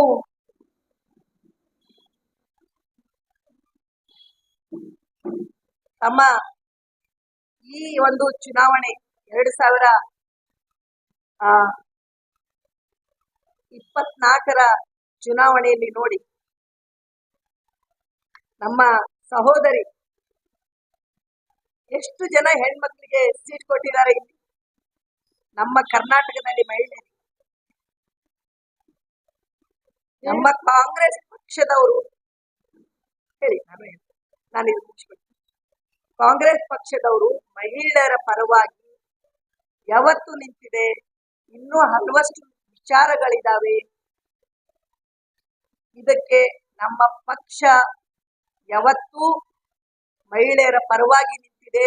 ನಾವು 33% ಅಲ್ಲ 50% ಮಾಡಿದ್ರೂ ಕೂಡ ಕಾಂಗ್ರೆಸ್ ಪಕ್ಷ ಈ ನಿಲುವಿಗೆ ನಿಂತುಕೊಳ್ಳುತ್ತೆ. ಇದನ್ನೇ ನಮ್ಮ ರಾಷ್ಟ್ರೀಯ ಪಕ್ಷದ ನಾಯಕರು ಮತ್ತು ನಮ್ಮ ರಾಜ್ಯ ನಾಯಕರು ಇದನ್ನೇ ಹೇಳಿದ್ದಾರೆ. ಇನ್ನು ಬಹಳಷ್ಟು ವಿಷಯಗಳು ನಮ್ಮ ಸಹೋದರಿ ಸವಿತಾ ಪಾಟೀಲ್ ಅವರು ಮಾತನಾಡ್ತಾರೆ. ಮಹಿಳಾ ಮೀಸಲಾತಿಯ ಕುರಿತು ತಮ್ಮನ್ನ ಉದ್ದೇಶಿಸಿ ಅವರು ಒಂದಿಷ್ಟು ವಿಷಯಗಳನ್ನ ತಮ್ಮ ಮುಂದೆ ಇಡ್ಲಿದ್ದಾರೆ. So I feel like madam ಅವ್ರು ಎಲ್ಲಾನು ಹೆಚ್ಚು ಕಡಿಮೆ ಕವರ್ ಮಾಡಿದ್ದಾರೆ. ಬಟ್ ಐ ಫೀಲ್ ಲೈಕ್ ನಮ್ಮ ಒಳಗೆ ಒಂದು ಕನ್ಫ್ಯೂಷನ್ ಇದೆ. ಅದೇನ್ ಕನ್ಫ್ಯೂಷನ್ ಅಂತಂದ್ರೆ, ಕಾಂಗ್ರೆಸ್ ಪಕ್ಷ ಮಹಿಳಾ ಆರಕ್ಷಣ ಬಿಲ್ ಅನ್ನ ಡಿಫೀಟ್ ಮಾಡ್ತೋ ಇಲ್ವೋ ಅನ್ನೋದಷ್ಟೇ ಇವತ್ತಿನ ಪ್ರಶ್ನೆ. ಸೊ ಆ ಪ್ರಶ್ನೆಗೆ ನಾವು ಉತ್ತರ ಕೊಡ್ಬೇಕು ಅಂತಂದ್ರೆ ಅದಕ್ಕೆ 2 ಭಾಗಗಳಿದೆ. ಒಂದೇದೇನು ಅಂತ ಅಂದ್ರೆ, ಈಗ ತಾನೇ ಮ್ಯಾಮ್ ಹೇಳಿದ್ರು 2023 ನಾರಿ ಶಕ್ತಿ ಅಧಿನಿಯಮವನ್ನ ಸನ್ಮಾನ್ಯ ಪ್ರಧಾನಮಂತ್ರಿಗಳು ಹಾಗೂ ವಿಪಕ್ಷದಲ್ಲಿರುವಂತಹ ಕಾಂಗ್ರೆಸ್ ಪಕ್ಷ ಎಲ್ಲಾ ಪಕ್ಷಗಳು ಒಗ್ಗೂಡಿ ಆ ಬಿಲ್ ಅನ್ನ ಪಾಸ್ ಮಾಡಿದ್ವಿ, ಕಾನ್ಸ್ಟಿಟ್ಯೂಷನ್ ಅಮೆಂಡ್ಮೆಂಟ್ ಅನ್ನ ನಾವು ಪಾಸ್ ಮಾಡಿದ್ವಿ. ಆ ಕಾನ್ಸ್ಟಿಟ್ಯೂಷನಲ್ ಅಮೆಂಡ್ಮೆಂಟ್ ಅಲ್ಲಿ ಆ ಒಂದು ಪಾರ್ಲಿಮೆಂಟ್ ಅಲ್ಲಿ ನಡೀತಾ ಇರುವಂತಹ ಸೆಷನ್ ಒಳಗಡೆ ಸನ್ಮಾನ್ಯ ಪ್ರಧಾನಮಂತ್ರಿಗೆ ಹಾಗೂ ಆಳ್ತಿರುವಂತಹ ಬಿಜೆಪಿ ಪಕ್ಷಕ್ಕೆ ನಿರಂತರವಾಗಿ ನಾವೆಲ್ಲ ಆಪೋಸಿಷನ್ ಪಾರ್ಟೀಸ್ ವಿನತಿಯನ್ನ ಮಾಡ್ಕೊಂಡ್ವಿ. ಯಾರಿಗಾದ್ರೂ ಗೊತ್ತದೇನ್ರಿ ಅದು ಏನ್ ವಿನತಿ ಅದ ಅಂತ? It is a simple request. ನಾವು ಮಾಡಿದ್ದೇನು ಅಂತ ಅಂದ್ರೆ 2023 ಒಳಗೆ ನೀವೇನ್ ವುಮೆನ್ಸ್ ರೆಸರ್ವೇಶನ್ ಬಿಲ್ ಅನ್ನ ತರ್ತಾ ಇದ್ದೀರಿ, ಆ 2023 ವುಮೆನ್ಸ್ ರೆಸರ್ವೇಶನ್ ಬಿಲ್ ಒಳಗಡೆನೆ ಈಗಿಂದನೇ 2011 ಸೆನ್ಸಸ್ ಅನ್ನ ತಗೊಂಡಿರುವಂತಹ ಈ ಒಂದು ಬಿಲ್ ಅಲ್ಲಿ ನೀವು ಮಹಿಳಾ ಆರಕ್ಷಣವನ್ನ ಜಾರಿಗೆ ತರ್ರಿ ಅಂತ ನಾವು ಅವತ್ತನೇ ಬೇಡ್ಕೊಂಡ್ವಿ. ನಮ್ ರಿಕ್ವೆಸ್ಟ್ ಏನಿತ್ತು ಅಂತಂದ್ರೆ 2024 ಒಳಗೆ ಬರುವಂತಹ ಲೋಕಸಭಾ ಚುನಾವಣೆಗೆ ಈ ಒಂದು ವುಮೆನ್ಸ್ ರಿಸರ್ವೇಶನ್ ಬಿಲ್ ಅಪ್ಲಿಕಬಲ್ ಆಗ್ಬೇಕು ಅನ್ನುವಂತಹ ಪ್ರಾಮಾಣಿಕ ಪ್ರಯತ್ನವನ್ನ ನಾವು ಎಲ್ಲಾ ಪಕ್ಷದವರು ಕೂಡಿ ಅವತ್ತು ಪ್ರಧಾನಮಂತ್ರಿಗಳಿಗೆ ಹಾಗೂ ನಮ್ಮ ಹೋಮ್ ಮಿನಿಸ್ಟರ್ ಆಗಿರುವಂತಹ ಅಮಿತ್ ಶಾ ಅವ್ರಿಗೆ ಮಾಡಿದಾಗ ಅವರು ಆ ಬಿಲ್ ಅಲ್ಲಿ ಒಂದು ಏನ್ ಪ್ರೊವಿಷನ್ ಇಟ್ರು ಅಂತ ಅಂದ್ರೆ 2026 ಆದ ನಂತರ ಏನು ಮೊದಲನೇ ಸೆನ್ಸಸ್ ಆಗ್ತೈತಿ ಆ ಸೆನ್ಸಸ್ ಅನ್ನ ಬೇಸಿಸ್ ಆಗಿ ಇಟ್ಕೊಂಡು ಅವರು ಡಿಲಿಮಿಟೇಷನ್ ಅನ್ನ ನಾವು ಜಾರಿಗೆ ತರ್ತೀವಿ ಅನ್ನುವಂತಹ ಮಾತನ್ನ ಹೇಳಿದ್ರು. ಸೊ ಐ ಫೀಲ್ ಲೈಕ್ ಇದ್ರೊಳಗೆ ಏನಿದೆ ಅಂತಂದ್ರೆ ನಾವು ಒಂದ್ ಏನ್ ತಿಳ್ಕೊಬೇಕು ಅಂದ್ರೆ ಡಿಲಿಮಿಟೇಷನ್ಗೆ ಮತ್ತು ಮಹಿಳಾ ಆರಕ್ಷಣೆಗೆ ಲಿಂಕ್ ಮಾಡುವಂತಹ ಅವಶ್ಯಕತೆ ಇರಲಿಲ್ಲ ಪಾರ್ಲಿಮೆಂಟ್ ಅಲ್ಲಿ. There was absolutely no need to link the women's reservation bill to the bill regarding delimitation. ಯಾಕಂತಂದ್ರೆ delimitation is a very complicated political process. ಅದ್ರೊಳಗೆ ಬರೀ ಒಂದು ಪಕ್ಷ ಅಥವಾ ಎರಡು ಪಕ್ಷ ಇರಲ್ಲ. ಈ ದೇಶದೊಳಗಿರುವಂತಹ ಪ್ರತಿಯೊಬ್ಬ ಪಕ್ಷ, ಪ್ರತಿಯೊಬ್ಬ ನಾಗರಿಕನು ಕೂಡ ಆ ಒಂದು ಸೆನ್ಸಸ್ ಅಲ್ಲಿ, ಆ ಒಂದು ಡಿಲಿಮಿಟೇಷನ್ ಎಕ್ಸರ್ಸೈಸ್ ಅಲ್ಲಿ ಅದಕ್ಕೊಂದು ಭಾಗಿ ಇರುತ್ತೆ. ಅವ್ರದೇ ಆದಂತಹ ಒಂದು ಪಕ್ಷ ಇರುತ್ತೆ. ಆ ಒಂದು ಪಕ್ಷ ಇರೋದ್ರಿಂದ ಸ್ವಾಭಾವಿಕವಾಗಿ ಎಲ್ಲರ ಹತ್ರ ಬೇರೆ ಬೇರೆ ಒಪಿನಿಯನ್ಸ್ ಇರುತ್ತೆ. ಅದು ಪೊಲಿಟಿಕಲಿ ಕಾಂಪ್ಲಿಕೇಟೆಡ್ ಪ್ರೊಸೆಸ್ ಆಗಿರೋದ್ರಿಂದ ಪೊಲಿಟಿಕಲಿ ಎಲ್ಲಾ ಪಕ್ಷಗಳು ಸಮ್ಮತಿಯನ್ನು ನೀಡಿರುವಂತಹ ಮಹಿಳಾ ಆರಕ್ಷಣವನ್ನ 2023 ಪ್ರಧಾನ ಮಂತ್ರಿಗಳು ತರಬಹುದಾಗಿತ್ತು. ಆದ್ರೆ ಅವ್ರೇನ್ ಮಾಡಿದ್ರು ಅಂತಂದ್ರೆ ಈ ಮಹಿಳಾ ಆರಕ್ಷಣಾ ಬಿಲ್ ಅನ್ನ ಡಿಲಿಮಿಟೇಷನ್ ಜೊತೆ ಕಪಲ್ ಮಾಡಿ ಮಹಿಳೆಯರಿಗೆ ಒಂದು ಶೀಲ್ಡ್ ಆಗಿ ಉಪಯೋಗಿಸುವಂತಹ ಪ್ರಯತ್ನವನ್ನ ಇವತ್ತು ನಮ್ಮ ಪ್ರಧಾನ ಮಂತ್ರಿಗಳು ಮಾಡಿದ್ದಾರೆ ಅಂತಂದ್ರೆ ತಪ್ಪಾಗಿಲ್ಲ. ಇದಕ್ಕೆ ನಮ್ಮ ವಿರೋಧ ಇದೆ ಅಂತ ನಾನು ನಿಮ್ಗೆ ಹೇಳಕ್ ಇಷ್ಟಪಡ್ತೀನಿ. ನೀವೆಲ್ಲರೂ ಕೇಳ್ಬೋದು ಡಿಲಿಮಿಟೇಷನ್ ಮಾಡಿದ್ರೆ ಏನಿದೆ, ಅದಕ್ಕೇನಿದೆ, ಇದೇ ಸೆನ್ಸಸ್ ನಲ್ಲಿ ಮಾಡಿದ್ರೆ ಏನಿದೆ ಅಂತ. So you need to understand one thing. ಈ ಡಿಲಿಮಿಟೇಷನ್ ಪ್ರೊಸೆಸ್ ಅಂದ್ರೆ ಏನು? ಡಿಲಿಮಿಟೇಷನ್ ಪ್ರೊಸೆಸ್ ಅಂದ್ರೆ ಮರು ವಿಂಗಡಣೆ, ಕ್ಷೇತ್ರದ ಮರು ವಿಂಗಡಣೆ. ಇದು ಭಾರತದ ಇತಿಹಾಸದಲ್ಲಿ 4 ಸರಿ ಈಗಾಗಲೇ ಮಾಡ್ಬಿಟ್ಟಿದೆ. 1952 ಅಲ್ಲಿ ಇಂಡಿಯನ್ ಪಾರ್ಲಿಮೆಂಟ್ ಅಲ್ಲಿ 494 ಸೀಟ್ಸ್ ಇತ್ತು. 1963 ಅಲ್ಲಿ ಅದೇ ಸೀಟ್ಸ್ 522 ಆಗುತ್ತೆ. 1973 ಅಲ್ಲಿ ಅದು 543 ಆಗುತ್ತೆ. ಆ 543ನೇ ಇವತ್ತಿನವರೆಗೂ ನಾವು ಫಾಲೋ ಮಾಡ್ತಾ ಬರ್ತಾ ಇರೋದು. ಈ 1973 ಅಲ್ಲಿ ಏನಾಗುತ್ತಲ್ಲ, that is what about by an amendment that was passed in the Indira Gandhi government in 1976. 1976 ಅಲ್ಲಿ ಇಂದಿರಾ ಗಾಂಧಿ ಅವರು ಏನ್ ಹೇಳ್ತಾರೆ ಅಂದ್ರೆ, ನಾವು ಇವತ್ತು ಒಂದು ಫ್ರೀಸ್ ಅನ್ನ ಲಾಗು ಮಾಡ್ತೀವಿ. ಈ 543 ಸೀಟ್ಸ್ ಮೇಲೆ ಎಲ್ಲಾ ಸ್ಟೇಟ್ಸ್ ನೀವು ಸೀಟ್ಸ್ ಅನ್ನ ಶೇರಿಂಗ್ ಬೇಸಿಸ್ ನಾವು ಏನ್ ರೇಷಿಯೋ ಅನ್ನ ತಯ ಮಾಡಿದೀವಿ, ಇದೇ ರೇಷಿಯೋ ಅನ್ನ, ಇದೇ ಸೀಟ್ ನಂಬರ್ ಅನ್ನ ನಾವು ಫ್ರೀಸ್ ಮಾಡಿ ಮುಂಬರುವಂತಹ 15ರಿಂದ 20 ವರ್ಷದವರೆಗೂ ನೀವು ಇದನ್ನೇ ಫಾಲೋ ಮಾಡಬೇಕು ಅನ್ನುವಂತಹ ಒಂದು ಲಾ ಅನ್ನ, ಅಮೆಂಡ್ಮೆಂಟ್ ಅನ್ನ ಪಾರ್ಲಿಮೆಂಟ್ ಅಲ್ಲಿ ಪಾಸ್ ಮಾಡ್ತಾರೆ. ಯಾಕೆ ಇದನ್ನ ಪಾಸ್ ಮಾಡ್ತಾರೆ ಅಂತ ಅಂದ್ರೆ, ಅವತ್ತಿನ ಇರುವಂತಹ ಆ ಒಂದು ರಾಜಕೀಯ ವಾತಾವರಣದಲ್ಲಿ ನಮ್ಮಂತ ಸದರ್ನ್ ಸ್ಟೇಟ್ಸ್ ಏನಿರುತ್ತೆ, ಒಂದು ಪ್ರಶ್ನೆಯನ್ನ ಇಡುತ್ತೆ ಸೆಂಟ್ರಲ್ ಗವರ್ಮೆಂಟ್ ಗೆ. ನಿರಂತರವಾಗಿ ಇದೇ ರೀತಿ ಉತ್ತರ ಭಾರತದ ಜನಸಂಖ್ಯೆ ಹೆಚ್ಚಿಗೆ ಆಗ್ತಾ ಹೋಗುವಂತಹ ಸಮಯದಲ್ಲಿ, ನಾವು ಪಾಪ್ಯುಲೇಷನ್ ಕಂಟ್ರೋಲ್ ಮಾಡ್ತಾ ಇರುವಂತಹ ಸಮಯದಲ್ಲಿ ಈ ಡಿಲಿಮಿಟೇಷನ್ ಎಕ್ಸರ್ಸೈಸ್ ಸೆನ್ಸಸ್ ಬೇಸಿಸ್ ಮೇಲೆ ಪ್ರತಿ 10 ವರ್ಷಕ್ಕೆ ಒಂದ್ಸರಿ ನಮ್ಮ ಹತ್ರ ಸೆನ್ಸಸ್ ಆಗುತ್ತೆ. ಸೆನ್ಸಸ್ ಬೇಸಿಸ್ ಮೇಲೆ ನಿರಂತರವಾಗಿ ಪಾಪ್ಯುಲೇಷನ್ ಹೆಚ್ಚಿಗೆ ಆಗ್ತಾ ಇರುವಂತಹ ಸಮಯದಲ್ಲಿ ನಮ್ಮ ರೆಪ್ರೆಸೆಂಟೇಷನ್ ನಾಳೆ ಕಡಿಮೆ ಆದ್ರೆ ಇದಕ್ಕೆ ಯಾರು ರೆಸ್ಪಾನ್ಸಿಬಲ್? ಸೊ ನಮ್ಮ ಒಂದು ಪ್ರಾತಿನಿಧ್ಯತೆವನ್ನ ನೀವು ಕಾಪಾಡಬೇಕು ಅನ್ನುವಂತಹ ಕೂಗು ಎದ್ದಾಗ ಸನ್ಮಾನ್ಯ ಶ್ರೀ ಇಂದಿರಾ ಗಾಂಧಿ ಅವರು ಸದರ್ನ್ ಸ್ಟೇಟ್ಸ್ ನ ಇಂಟ್ರೆಸ್ಟ್ ಅನ್ನ ಪ್ರೊಟೆಕ್ಟ್ ಮಾಡೋದಕ್ಕೆ 42nd ಅಮೆಂಡ್ಮೆಂಟ್ ಆಕ್ಟ್ ಅನ್ನ ತಗೊಂಡ್ ಬರ್ತಾರೆ. ಈ 42nd ಅಮೆಂಡ್ಮೆಂಟ್ ಆಕ್ಟ್ ಅಲ್ಲಿ ಅವರು ಏನ್ ಹೇಳ್ತಾರೆ ಅಂದ್ರೆ, ಸದರ್ನ್ ಪಾಪ್ಯುಲೇಷನ್ಗೆ ನೀವೇನ್ ಪಾಪ್ಯುಲೇಷನ್ ಕರ್ವ್ ಮಾಡ್ತಾ ಇದ್ದೀರಾ, ನಿಮಗ್ ನಾನು ಪೀನಲೈಸ್ ಮಾಡಲ್ಲ. ಅದಕ್ಕೆ ಆ ಒಂದು 1973 ಅಲ್ಲಿ ಏನ್ ಸೀಟ್ ಫ್ರೀಸ್ ಆಯ್ತು, ಡಿಲಿಮಿಟೇಷನ್ ಅಲ್ಲಿ ಟೋಟಲ್ ನಂಬರ್ ಆಫ್ ಸೀಟ್ಸ್ ಏನ್ ಫ್ರೀಸ್ ಆಯ್ತು, ಅದ್ರ ಕಾರಣ ಇದು. ಇದ್ರ ನಂತರ ವಾಜಪೇಯಿ ಅವರು ಬರ್ತಾರೆ. ವಾಜಪೇಯಿ ಅವರು ಕೂಡ 2001ರಲ್ಲಿ 84th ಅಮೆಂಡ್ಮೆಂಟ್ ಆಕ್ಟ್ ಅನ್ನ ಪಾಸ್ ಮಾಡ್ತಾರೆ. 84th amendment act also States that the freeze that is brought ahead by the 42nd amendment act ಅನ್ನ ನಾವು ಕಂಟಿನ್ಯೂ ಮಾಡ್ತೀವಿ ಅನ್ನುವಂತಹ ಮಾತನ್ನ ಹೇಳ್ತಾರೆ. ಅವ್ರು ಯಾಕೆ ವಾಜಪೇಯಿ ಅವರು ಕೂಡ ಆ ಹೆಜ್ಜೆನ ಯಾಕೆ ತಗೊಂಡ್ರು? ಯಾಕಂತಂದ್ರೆ ನಮ್ಮಂತಹ ಸದರ್ನ್ ಸ್ಟೇಟ್ಸ್, ಕೇರಳ, ತಮಿಳುನಾಡು, ಆಂಧ್ರ ಪ್ರದೇಶ್, ಇಂಥ ಸ್ಟೇಟ್ಸ್, ಕರ್ನಾಟಕ, ಇವೆಲ್ಲ ಸ್ಟೇಟ್ಸ್ ಇಂಟ್ರೆಸ್ಟ್ ಅನ್ನು ನಾವು ಪ್ರೊಟೆಕ್ಟ್ ಮಾಡಬೇಕು ಅನ್ನುವಂತಹ ಉದ್ದೇಶದಿಂದ ಸನ್ಮಾನ್ಯ ಶ್ರೀ ವಾಜಪೇಯಿ ಅವರು ಅವತ್ತೂ ಕೂಡ ಇದೇ ಸೇಮ್ ಬೇಸಿಸ್, ಇದೇ ಸೇಮ್ ಲಾಜಿಕ್ ಮೇಲೆ ಈ ಒಂದು ಸೀಟ್ ಶೇರಿಂಗ್ ಬೇಸಿಸ್ ಅನ್ನ ಕಂಟಿನ್ಯೂ ಮಾಡ್ತಾರೆ.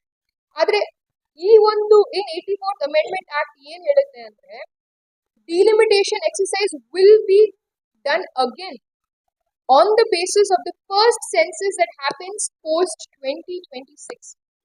So first census 2026 ಆದ ನಂತರ ಏನು ಮೊದಲನೇ ಸೆನ್ಸಸ್ ಆಗುತ್ತೆ, ಆ ಸೆನ್ಸಸ್ ಬೇಸಿಸ್ ಮೇಲೆ ನೀವು ಡಿಲಿಮಿಟೇಷನ್ ಅನ್ನ ಮತ್ತೆ ಮಾಡಬಹುದು ಅನ್ನುವಂತಹ ಮಾತನ್ನ ಹೇಳ್ತಾರೆ. ನೀವ್ ಈ ಮಾತನ್ನ ಬಹಳ ಗಮನಿಸಿ ನೀವು ಯೋಚನೆ ಮಾಡ್ಬೇಕು. ಯಾಕೆ ನಾನು ನಿಮ್ಗೆ ಈ ಮಾತನ್ನ ಹೇಳ್ತೀನಿ ಅಂದ್ರೆ, ಇವಾಗಿರುವಂತಹ ಆಡಳಿತ ಪಕ್ಷ ಒಂದು ಷಡ್ಯಂತ್ರವನ್ನ ರಚಿಸಿದೆ. ಅದು ಏನ್ ಮಾಡಿದೆ ಅಂದ್ರೆ 2023ರಲ್ಲಿ ನಾರಿ ವಂದನಾ ಅಧಿಶಕ್ತಿ ನಿಯಮವನ್ನ ತಗೊಂಡ್ ಬರುತ್ತೆ. ಆದ್ರೆ ವಾಟ್ ಈಸ್ ದ ರೀಸನ್? ಯಾಕೆ ಇಂಪ್ಲಿಮೆಂಟ್ ಯಾಕೆ ಆಗಿಲ್ಲ ಅದು ಇಮಿಡಿಯೇಟ್ ಆಗಿ? ಯಾಕಂದ್ರೆ 2003ರಲ್ಲಿ ಅದನ್ನ ಅವ್ರು ಇಂಪ್ಲಿಮೆಂಟ್ ಮಾಡ್ಬಿಟ್ಟಿದ್ರೆ ಆ ಒಂದು ಬೇಸಿಸ್ ಮೇಲೆ ಸೀಟ್ ಶೇರಿಂಗು ಹಾಗೂ ರೆಸರ್ವೇಶನ್ ಫ್ರೀಸ್ ಆಗ್ಬಿಟ್ಟಿತ್ತು. ಸೊ ಅದನ್ನ ತಪ್ಪಿಸೋದಕ್ಕೆ ತಮ್ಮ ಓನ್ ಟೈಮ್ ಲೈನ್ ಮೇಲೆ ತಮಗ್ ಬೇಕಾಗಿರುವಂಗೆ ಮರು ವಿಂಗಡಣೆ ಮಾಡ್ಬೇಕು ಅನ್ನುವಂತಹ ಉದ್ದೇಶದಿಂದ ಆಡಳಿತ ಪಕ್ಷ ಏನ್ ಮಾಡ್ತಾ ಇದೆ ಅಂತಂದ್ರೆ ಸೆನ್ಸಸ್ ಅನ್ನೇ ಡಿಲೇ ಮಾಡಿ 2021 ಅಲ್ಲಿ ಆಗ್ಬೇಕಾಗಿರುವಂತಹ ಸೆನ್ಸಸ್ ಕೋವಿಡ್ಗೋಸ್ಕರ ಮುಂದೂಡಿದ್ರು. ಕೋವಿಡ್ಗೋಸ್ಕರ ಮುಂದೂಡಿ 2023ರಲ್ಲಿ ಇವ್ರು ಸೆನ್ಸಸ್ ಮಾಡ್ಬೋದಾಗಿತ್ತು, 2024ರಲ್ಲಿ ಇವ್ರು ಸೆನ್ಸಸ್ ಮಾಡ್ಬೋದಾಗಿತ್ತು, 25ರಲ್ಲ ಇವ್ರು ಸೆನ್ಸಸ್ ಮಾಡ್ಬೋದಾಗಿತ್ತು. ಆದ್ರೆ 26 ನಂತರ ಇವ್ರು ಯಾಕೆ ಸೆನ್ಸಸ್ ಮಾಡ್ತಾ ಇದ್ದಾರೆ? ಯಾಕಂದ್ರೆ the answer to this lies in the 84th amendment which states that after 2026 you will be allowed to gerrymander the state. ಹೊಸ ಜೆರಿಮ್ಯಾಂಡರಿಂಗ್ ಅಂತ ಅಂದ್ರೆ ಪುನರ್ ವಿಂಗಡಣೆಯನ್ನ ನೀವು ಮಾಡಬಹುದು. ನಿಮಗೆ ಜಾತಿ ಆಧಾರದ ಮೇಲೆ, ಜನಗಣತಿ ಆಧಾರದ ಮೇಲೆ ಒಂದು ಫೋಕಸ್ ಅನ್ನ ಇಟ್ಕೊಂಡು ಈ ಸ್ಟೇಟ್ಸ್ ಇಲ್ಲಿ ಬರುವಂತಹ ಎಲ್ಲಾ ಕ್ಷೇತ್ರಗಳನ್ನ ಮರು ವಿಂಗಡಣೆ ಮಾಡಬೇಕು ಅನ್ನುವಂತಹ ಉದ್ದೇಶದ ಮೇಲೆ ಈ ಒಂದು ಆಕ್ಟ್ ಅನ್ನ ನಮ್ಮ ಪಾರ್ಲಿಮೆಂಟ್ ಅಲ್ಲಿ ಇವತ್ತು ಪಾಸ್ ಮಾಡೋದಕ್ಕೆ ಪ್ರಯತ್ನವನ್ನ ಮಾಡಿದ್ದಾರೆ. ಇವಾಗ ನಮ್ಮ ಆಡಳಿತ ಪಕ್ಷದ ಮನಸ್ಸಿನಲ್ಲಿ ಏನ್ ಬದಲಾವಣೆ ಆಗ್ತೋ ಅದು ನಮಗೂ ಗೊತ್ತಿಲ್ಲ. ಒಮ್ಮೆಲ್ಗೆ ಅವ್ರು ಏನ್ ಹೇಳ್ತಾರೆ, ಇಲ್ಲ ಇಲ್ಲ ಬೇಡ ಬೇಡ, ನಾವು 2011 ಮೇಲೆನೆ ಇದನ್ನ ಮಾಡೋಣ ಅಂತ ಹೇಳ್ತಾರೆ. ನಾವ್ you have to understand one thing.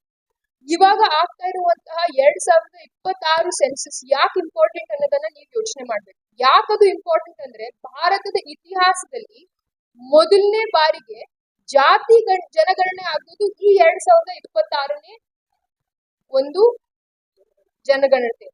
ಈ 2026 ಜನಗಣನೆಯಲ್ಲಿ ಜಾತಿ ಒಂದು ವಿಷಯ ಅದ್ರೊಳಗೆ ಬಂದಾಗ ಅದರ್ ಬ್ಯಾಕ್ವರ್ಡ್ ಕ್ಲಾಸಸ್ಗೆ ನಾವು ಇಂಟರ್ನಲ್ ರಿಸರ್ವೇಶನ್ಗೋಸ್ಕರ ನಾಳೆ ಧ್ವನಿ ಹೇಳುತ್ತೆ ಅನ್ನುವಂತಹ ಊಹೆಯನ್ನ ಮಾಡಿಕೊಂಡು ಇವತ್ತು ನಮ್ಮ ಆಡಳಿತ ಪಕ್ಷದವ್ರು ಏನ್ ಮಾಡಿದ್ದಾರೆ ಅಂತಂದ್ರೆ, ಒಮ್ಮೆಗೆ ಹಾರ್ಟ್ ಚೇಂಜ್ ಮಾಡ್ಬಿಟ್ಟು 2023ರಲ್ಲಿ ಅವ್ರಿಗೆ ಅವಕಾಶ ಇದ್ರೂ ಕೂಡ ಅವ್ರು ಮಾಡಿಲ್ಲ. 2023-24ರಲ್ಲಿ ಸೆನ್ಸಸ್ ಕಂಪ್ಲೀಟ್ ಮಾಡಿದ್ರೆ ಡಿಲಿಮಿಟೇಷನ್ ಎಕ್ಸರ್ಸೈಸ್ ಇವಾಗ ಕಂಪ್ಲೀಟ್ ಮಾಡಿ ನಾವು ಇದೇ ಮುಂದಿನ ಬರುವಂತಹ ಎಲೆಕ್ಷನ್ಗೆ ನಾವು ರೆಸರ್ವೇಶನ್ ಅನ್ನ ಕೊಡ್ಬೋದಾಗಿತ್ತು. ಆದ್ರೆ ಅದನ್ನು ಕೂಡ ಅವ್ರು ಮಾಡ್ಲಿಲ್ಲ. ಅವ್ರು ಇವಾಗ ಏನ್ ಮಾಡ್ತಾ ಇದಾರೆ ಅಂತಂದ್ರೆ, OBC ಅವರಿಗೆ ಹಾಗೂ ಹಿಂದುಳಿದ ವರ್ಗದವರಿಗೆ ನಾವು ಮುಂದೆ ಬರುವಂತಹ ಕಾಲದಲ್ಲಿ ರೆಸರ್ವೇಶನ್ ಕೊಡ್ಬೇಕು ಆಗುತ್ತೆ, ಅವರ ಕೂಗು ಹೇಳುತ್ತೆ ಅನ್ನೋದನ್ನ ಊಹಿಸಿ ಅವ್ರು 2011ನೇ ಜನಗಣನೆಗೆ ಇದನ್ನ ಟೈಮ್ ಮಾಡ್ಬಿಟ್ಟು ರೆಸರ್ವೇಶನ್ ತಗೊಂಡ್ ಬರ್ತೀನಿ ಅನ್ನುವಂತಹ ಮಾತನ್ನ ಹೇಳಿದ್ದಾರೆ. ಸೊ ನಾನೇನ್ ಹೇಳಕ್ ಇಚ್ಛಾ ಪಡ್ತೀನಿ ಅಂತಂದ್ರೆ, ಪ್ರತಿಯೊಂದೂ ಕೂಡ ದೇಶದ ಭವಿಷ್ಯದಗೋಸ್ಕರ ಇರುವಂತಹ ಈ ಒಂದು ಡಿಲಿಮಿಟೇಷನ್ ಎಕ್ಸರ್ಸೈಸ್, ಎಲೆಕ್ಷನ್ ಎಕ್ಸರ್ಸೈಸ್ ಎಲ್ಲನೂ ಕೂಡ ನಾವು ರಾಜಕೀಯ ಒಂದು ದೃಷ್ಟಿಕೋನದಿಂದ ನೋಡಿದ್ರೆ ದೇಶದ ಭವಿಷ್ಯ ಎಲ್ಲಿಗೆ ಹೋಗುತ್ತೆ ಅನ್ನೋದನ್ನ ನಾವು ಯೋಚನೆ ಮಾಡ್ಬೇಕು. ಮಾನನೀಯ ಪ್ರಧಾನ ಮಂತ್ರಿಗಳು ಮತ್ತು ಆಡಳಿತ ಪಕ್ಷದ ಎಲ್ಲಾ ನಾಯಕರು ಏನ್ ಅನ್ಕೊಂಡಿದ್ದಾರೆ ಅಂತಂದ್ರೆ, ಸಾಮಾನ್ಯ ಜನರಿಗೆ ಇವು ಎಲ್ಲಾ ವಿಷಯಗಳು ಗೊತ್ತಾಗಲ್ಲ, ಇಷ್ಟು ಡೀಪ್ ಆಗಿ ಯಾರು ನೋಡ್ತಾರೆ ಅನ್ನುವಂತಹ ಒಂದು ಕಾಲ್ಪನೆಯನ್ನ ಇಟ್ಕೊಂಡು ಅವ್ರು ಈ ರೀತಿ ಹೆಜ್ಜೆಗಳನ್ನ ತಗೊಳ್ತಾ ಇದ್ದಾರೆ. So I feel like this is very important that we all understand that ಅವ್ರು ಏನ್ ಪ್ರಪೋಸ್ ಮಾಡಿದ್ರು, ಇವಾಗ ತಗೊಂಡ್ ಬಂದಿರುವಂತಹ ಡಿಲಿಮಿಟೇಷನ್ ಬಿಲ್ ಅನ್ನ, ಆ ಡಿಲಿಮಿಟೇಷನ್ ಹೆಂಗ್ ಆಗುತ್ತೆ ಅನ್ನೋದನ್ನು ಕೂಡ ಆ ಬಿಲ್ ಅಲ್ಲಿ ಅವ್ರು ಸ್ಟೇಟ್ ಮಾಡಿರ್ಲಿಲ್ಲ. ಸೊ ಬೇಸಿಕಲಿ ಅವ್ರು ಏನ್ ಹೇಳ್ತಾ ಇದ್ದಾರೆ ಅಂತಂದ್ರೆ, ಇಡೀ ರಾಜ್ಯದ, ಇಡೀ ದೇಶದ ಆಪೋಸಿಷನ್ ಪಾರ್ಟೀಸ್ ಎಲ್ಲ ನಂಗೆ ಒಂದು ಬ್ಲಾಂಕ್ ಚೆಕ್ ಬರೆದು ಕೊಡ್ರಿ, ನಾವು ಮುಂದೆ ಹೆಂಗ್ ಬೇಕಾದಂಗ್ ಡಿಲಿಮಿಟೇಷನ್ ಮಾಡ್ಕೊಂಡು ಹೋಗ್ತೀವಿ ಅನ್ನುವಂತಹ ಮಾತನ್ನ ಮಾನ್ಯ ಪ್ರಧಾನ ಮಂತ್ರಿಗಳು ಹೇಳಿದಾಗ ಯಾವ ಬೇಸಿಸ್ ಮೇಲೆ ನಾವು ಅವ್ರಿಗೆ ನಂಬಿಕೆಯನ್ನ ಇಟ್ಕೋಬೇಕು ಅನ್ನೋದನ್ನ ನೀವು ಥಿಂಕ್ ಮಾಡ್ಬೇಕು. I want you to understand one thing. ನಾವು ಇವಾಗಿರುವಂತಹ ಪ್ರಧಾನ ಮಂತ್ರಿ ಮೇಲೆ ಆಡಳಿತ ಪಕ್ಷದ ಮೇಲೆ ಸುಮ್ಮನೆ ನಾವು ಇದನ್ನ ಮಾಡ್ತಾ ಇಲ್ಲ, ಅವ್ರ ಮೇಲೆ ಗೂಬೆ ಕೂಡಿಸ್ತಾ ಇಲ್ಲ, ಅವ್ರ ಮೇಲೆ ಅವಿಶ್ವಾಸವನ್ನ ಮಾಡ್ತಾ ಇಲ್ಲ. ಈಗಾಗಲೇ 2 ರಾಜ್ಯಗಳಲ್ಲಿ ಡಿಲಿಮಿಟೇಷನ್ ಆಗಿದೆ. ಯಾವ ರಾಜ್ಯಗಳು? ಅಸ್ಸಾಂ ಆಗಿದೆ, ಜಮ್ಮು ಅಂಡ್ ಕಾಶ್ಮೀರ್ ಆಗಿದೆ. ಈ 2 ಕ್ಷೇತ್ರಗಳಲ್ಲಿ ಈ ಒಂದು ಪ್ಯಾಟರ್ನ್ ಅನ್ನ ಅಬ್ಸರ್ವ್ ಮಾಡಬಹುದು. ಜಮ್ಮು ಅಂಡ್ ಕಾಶ್ಮೀರ್ ಅಲ್ಲಿ ನೀವೇನ್ ನೋಡ್ತೀರಾ ಅಂತಂದ್ರೆ, ಜಮ್ಮು ಅಲ್ಲಿರುವಂತಹ ಪಾಪ್ಯುಲೇಷನ್ 5.38 ಮಿಲಿಯನ್, ಕಾಶ್ಮೀರ್ ಅಲ್ಲಿ ಇರುವಂತಹ ಪಾಪ್ಯುಲೇಷನ್ 6.89 ಮಿಲಿಯನ್. ಜಮ್ಮು ಅಲ್ಲಿರುವಂತಹ seats 38 seats. 38 seats increases to 43 seats after delimitation. ಆದ್ರೆ ನೀವ್ ಇದನ್ನೇ ಯೋಚನೆ ಮಾಡಿ, ಹೆಚ್ಚಿನ ಜನಸಂಖ್ಯೆ ಇರುವಂತಹ ಕಾಶ್ಮೀರ್ ಭಾಗದಲ್ಲಿ 46 ಸೀಟ್ಸ್ ಹೋಗಿ ಬರೀ 47 ಸೀಟ್ಸ್ ಆಗುತ್ತೆ. So what is the government trying to do? ಎಲ್ಲಿ ಅವರಿಗೆ ಡಿಲಿಮಿಟೇಷನ್ ಅಧಿಕಾರವನ್ನ ಸಿಗುತ್ತೋ ಅವ್ರು ಹೆಂಗ್ ಬೇಕಾದಂಗ ಅದನ್ನ ದುರುಪಯೋಗವನ್ನ ಮಾಡ್ತಾ ಇದ್ದಾರೆ. ಇವಾಗ ಅಸ್ಸಾಂ ಅಲ್ಲೂ ಕೂಡ ನಾವು ಅದನ್ನೇ ನೋಡ್ಬೋದು. Total number of seats that were influenced by backward communities and minorities in Assam before the delimitation exercise carried out by the central government was 35. 35 seats ಎಲ್ಲಿ ಇನ್ಫ್ಲೂಯೆನ್ಸ್ ಆಗ್ತಾ ಇತ್ತು, ಡಿಲಿಮಿಟೇಷನ್ ಆದ ನಂತರ ಅದು ಬರೀ 22 ಸೀಟ್ ಆಗುತ್ತೆ. ಸೊ ಈ ಡಿಲಿಮಿಟೇಷನ್ ಎಕ್ಸರ್ಸೈಸ್ ಅನ್ನ ಅವ್ರು ಈಗಾಗಲೇ ಮಾಡ್ಬಿಟ್ಟಿದ್ದಾರೆ. ಅವ್ರು ಯಾವ ರೀತಿ ಮಾಡ್ತೀವಿ ಅನ್ನೋದನ್ನ ತೋರಿಸ್ಬಿಟ್ಟಿದ್ದಾರೆ. ಸೊ ಯಾವ ಬೇಸಿಸ್ ಮೇಲೆ ನಾವು ಆಪೋಸಿಷನ್ ಪಾರ್ಟೀಸ್ ಆಗಿ ಅವ್ರ ಮೇಲೆ ಭರೋಸೆ ಇಟ್ಕೊಂಡು ನೀವು ಡಿಲಿಮಿಟೇಷನ್ ಮಾಡಿ ಅಂತ ಹೇಳಕ್ ಆಗುತ್ತೆ? ಅದ್ರ ಜೊತೆಯಾಗಿ ಮ್ಯಾಮ್ ಇವಾಗ ಹೇಳಿದ್ರು, and you need to understand, ಮಾನನೀಯ ಅಮಿತ್ ಶಾ ಅವರು ಪಾರ್ಲಿಮೆಂಟ್ ಅಲ್ಲಿ ನಿಂತ್ಕೊಂಡು ಹೇಳ್ತಾರೆ. ಅವ್ರು ಏನ್ ಹೇಳ್ತಾರೆ ಅಂತಂದ್ರೆ, ನೋಡಿ ನಾವು 50% ಸೀಟ್ ಅನ್ನ ಇನ್ಕ್ರೀಸ್ ಮಾಡ್ತೀವಿ, ಪ್ರಪೋರ್ಷನಲ್ ಆಗಿ 50% ಸೀಟ್ ಇನ್ಕ್ರೀಸ್ ಮಾಡಿದ್ರೆ ಯಾರಿಗೂ ತೊಂದರೆ ಆಗಲ್ಲ, ಎಲ್ಲದೂ ಸೀಟ್ ಶೇರ್ ಸೇಮ್ ಇರುತ್ತೆ ಅನ್ನೋದನ್ನ ಮಾತನ್ನ ಹೇಳ್ತಾರೆ. ಬಟ್ ಇಲ್ಲಿನೂ ಕೂಡ ಒಂದು ನ್ಯೂಆನ್ಸ್ ಇದೆ that you have to understand. ಅದೇನು ಅಂತಂದ್ರೆ, ಮ್ಯಾಮ್ ಹೇಳ್ದಂಗೆನೆ 80 seats of Uttar Pradesh will become 120 seats. Tamil Nadu will become 39 to 59. Karnataka will become 28 to 40. Correct? ಆದ್ರೆ you have to understand that ಈ ಸೀಟ್ಗಳೇ ಹೆಚ್ಚಿಗಾಗುತ್ತಿಲ್ಲ. ಇವಾಗ ಟೋಟಲ್ ಉತ್ತರ ಭಾರತದಲ್ಲಿ ಇರುವಂತಹ ಸೀಟ್ಸ್ ಎಷ್ಟು? 238. ಹಿಂದಿ ಹಾರ್ಟ್ಲ್ಯಾಂಡ್ ಅನ್ನುವಂತಹ ಮಾತನ್ನ ನಾವೇನ್ ಹೇಳ್ತೀವಿ, ಮಧ್ಯಪ್ರದೇಶ್, ರಾಜಸ್ಥಾನ್, ಉತ್ತರ ಪ್ರದೇಶ್, ಈ ಒಂದು ಬೆಲ್ಟ್ ಅಲ್ಲಿ ಬರುವಂತಹ ಗುಜರಾತ್, ಈ ಬೆಲ್ಟ್ ಅಲ್ಲಿ ಬರುವಂತಹ ಸೀಟ್ಸ್ ಟೋಟಲ್ ಎಷ್ಟಿದೆ? 228. ಆಫ್ ದಟ್ ಬಿಜೆಪಿ ಎಷ್ಟು ಆಳ್ತಾ ಇದೆ? 127. ಆದ್ರೆ ಅದನ್ನೇ ನೀವು ಸದರ್ನ್ ಸ್ಟೇಟ್ಸ್ ಅಲ್ಲಿ ನೋಡಿ. ಸದರ್ನ್ ಸ್ಟೇಟ್ಸ್ ಅಲ್ಲಿ total southern States parliamentary representation is 130 seats. Number of seats that have BJP parliamentarians 29. ಬರೀ 29 ಸೀಟ್ 130ರಲ್ಲಿ. ನಾಳೆ ಪ್ರಪೋರ್ಷನಲಿ 50% ಇನ್ಕ್ರೀಸ್ ಆದ್ರೂ ಕೂಡ ಓವರ್ ಆಲ್ ನಂಬರ್ ಸ್ಟ್ರೆಂತ್ ಏನಿದೆ ಹಿಂದಿ ಹಾರ್ಟ್ಲ್ಯಾಂಡ್ ಅದು ಏರಿಕೆ ಆಗುತ್ತೆ. And we will not be able to match that proportion. So ಅವರು single handedly they can take any decision in the parliament because the number of seats that are represented by the Hindi heartland will increase exponential. So delimitation is a very complicated exercise. ನಾನು ಏನ್ ಹೇಳಕ್ ಇಚ್ಛಾ ಪಡ್ತಾ ಇದ್ದೀನಿ ಅಂತಂದ್ರೆ, delimitation is a very complicated exercise. ಈ complicated exercise ಅನ್ನ women reservation bill ಜೊತೆ ಟೈ ಅಪ್ ಮಾಡುವಂತಹ ಉದ್ದೇಶ ಮತ್ತೆ ನೆಸೆಸಿಟಿ ಇರ್ಲಿಲ್ಲ. ಅವ್ರು ಯಾಕೆ ಈ ರೀತಿ ಮಾಡುದು ಅಂತ ಅದು ಬರೀ ಅವರಷ್ಟೇ ಹೇಳ್ಬೇಕು. ಆದ್ರೆ ಎಲ್ಲರಿಗಿಂತ ಮುಖ್ಯವಾಗಿರುವಂತಹ ಮಾತನ್ನ ನಾನು ಏನ್ ಹೇಳಕ್ ಇಚ್ಛಾ ಪಡ್ತೀನಿ ಅಂತಂದ್ರೆ, ಇವತ್ತೂ ಕೂಡ ಮಾನನೀಯ ಪ್ರಿಯಾಂಕಾ ಗಾಂಧಿ ಅವರು ಹಾಗೂ ನಮ್ಮ ಎಲ್ಲಾ ಸಂಸದರು ಒಂದು ಮಾತನ್ನ ಹೇಳಿದ್ದಾರೆ. ಇವತ್ತೂ ಕೂಡ ನೀವು ಮುಂದಿನ ಪಾರ್ಲಿಮೆಂಟರಿ ಸೆಷನ್ ಅಲ್ಲಿ ಒಂದು ಸೆಷನ್ ಅನ್ನ ಕರೆದು ಅಲ್ಲಿ ನೀವು ಇದನ್ನೇ 2023 ಅಲ್ಲಿ ನೀವೇನ್ ಭಾರತೀಯ ಅಧಿನಿಯಮ ತಗೊಂಡ್ ಬಂದಿದ್ದೀರಾ, ಈ ಎಕ್ಸಿಸ್ಟಿಂಗ್ ಸೀಟ್ಸ್ ಮೇಲೆ 33% ರಿಸರ್ವೇಶನ್ ಮಾಡಿ, V will support it in parliament. Congress party ಹೇಳ್ತಾ ಇದೆ, ನಾವು ನಿಮ್ಗೆ ಸಪೋರ್ಟ್ ಅನ್ನ ಕೊಡ್ತೀವಿ, ನೀವು ಒಳ್ಳೆ ಮನುಷ್ಯ ಅಂತ 543 ಸೀಟ್ ಏನಿದೆ ಅದ್ರಲ್ಲಿ 33% ರಿಸರ್ವೇಶನ್ ಅನ್ನ ತಗೊಂಡ್ ಬನ್ನಿ ಪಾರ್ಲಿಮೆಂಟ್ ಅಲ್ಲಿ, we will support it and we will help you pass it. Unanimously ಎಲ್ಲಾ ಪಾರ್ಟೀಸು ಹೇಳ್ತಾರೆ that they will cross the 2/3 threshold and they will be able to pass it in parliament provided our existing seats ಮೇಲೆ 33% reservation ಅನ್ನ ತಗೊಂಡ್ ಬರ್ತೀವಿ. So ನಾನು ಈ ಒಂದು press conference ಮೂಲಕ ನಾನು ಏನ್ ಹೇಳಕ್ ಇಚ್ಛಾ ಪಡ್ತೀನಿ ಅಂತಂದ್ರೆ, ಎಲ್ಲಾ ನಮ್ಮ ಬಿಜೆಪಿಯ ಸಹೋದ್ಯೋಗಿಗಳು ಅವ್ರು ಏನ್ ಮಾಡ್ತಾ ಇದಾರೆ ಅಂದ್ರೆ, ದೇಶಾದ್ಯಂತ ಒಂದು ಪ್ರೊಟೆಸ್ಟ್ ಅನ್ನ ತೆಗೆದುಕೊಂಡು ಹೋಗಿದ್ದಾರೆ. ಆ ದೇಶಾದ್ಯಂತ ಪ್ರೊಟೆಸ್ಟ್ ಅಲ್ಲಿ ಅವ್ರು ಏನ್ ಹೇಳ್ತಾ ಇದಾರೆ ಅಂತಂದ್ರೆ, ಕಾಂಗ್ರೆಸ್ ಪಕ್ಷ ಮಹಿಳಾ ವಿರೋಧಿ ಅನ್ನುವಂತಹ ಮಾತನ್ನ ಹೇಳ್ತಾರೆ. ಅವ್ರಿಗೆ ನಾನು ಒಂದೇ ಒಂದು ಮಾತನ್ನ ಹೇಳಕ್ ಇಷ್ಟಪಡ್ತೀನಿ. ಪ್ರಧಾನಮಂತ್ರಿ ನಮ್ಮ ಮಣಿಪುರ್ ಕ್ಷೇತ್ರದಲ್ಲಿ 60,000 ಜನ ಡಿಸ್ಪ್ಲೇಸ್ ಆಗಿದ್ದಾರೆ. ಮೊನ್ನೆನೆ ಒಂದು ಹೊಸ ಹುಟ್ಟಿರುವಂತಹ ಕೂಸು ಮತ್ತು ಚಿಕ್ಕ ಮಗು ಅದ್ರ ಕೊಲೆ ಆಯ್ತು. ಅಲ್ಲಿ ಒಂದು ಮಹಿಳೆಗೆ ಬತ್ತಲೆ ರೋಡ್ ಅಲ್ಲಿ ನಡೆಸಿ ರೇಪ್ ಮಾಡಿರುವಂತಹ ಸಮಯದಲ್ಲಿ ಆ ಒಂದು ವಿಡಿಯೋ ಜಗತ್ತಿಗೆ ಬರಬೇಕು ಅಂತಂದ್ರೆ 70 ದಿನ ಆಯ್ತು. ಇನ್ಸಿಡೆಂಟ್ ಆಗಿ 70 ದಿನಕ್ಕೆ ಆ ಒಂದು ಇನ್ಸಿಡೆಂಟ್ ದೇಶನ ಗೊತ್ತಾಗಿದೆ.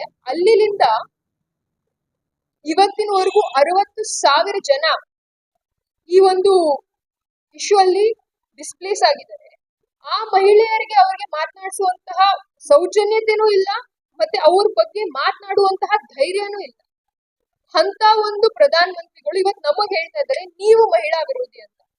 ಈ ದೇಶದ ಪ್ರತಿಯೊಬ್ಬ ಮಹಿಳೆ, ಮಣಿಪುರ್ ಆಗಿರ್ಬಹುದು, ಉತ್ತರ ಪ್ರದೇಶ ಆಗಿರ್ಬಹುದು, ಕರ್ನಾಟಕ ಆಗಿರ್ಬಹುದು, every one of this is a citizen of India. And ಪ್ರಧಾನ ಮಂತ್ರಿಗಳು ಬರೀ ಕಾಂಗ್ರೆಸ್ ಅಥವಾ ಬಿಜೆಪಿ ಪಕ್ಷಕ್ಕೆ ಪ್ರಧಾನ ಮಂತ್ರಿ ಅಲ್ಲ, ಅವ್ರು ನಂದು ಪ್ರಧಾನ ಮಂತ್ರಿ, ನಿಮ್ಮದು ಪ್ರಧಾನ ಮಂತ್ರಿ, ಮಣಿಪುರ್ ಒಳಗಿರುವಂತಹ ಮಹಿಳೆಯರದು ಪ್ರಧಾನ ಮಂತ್ರಿ.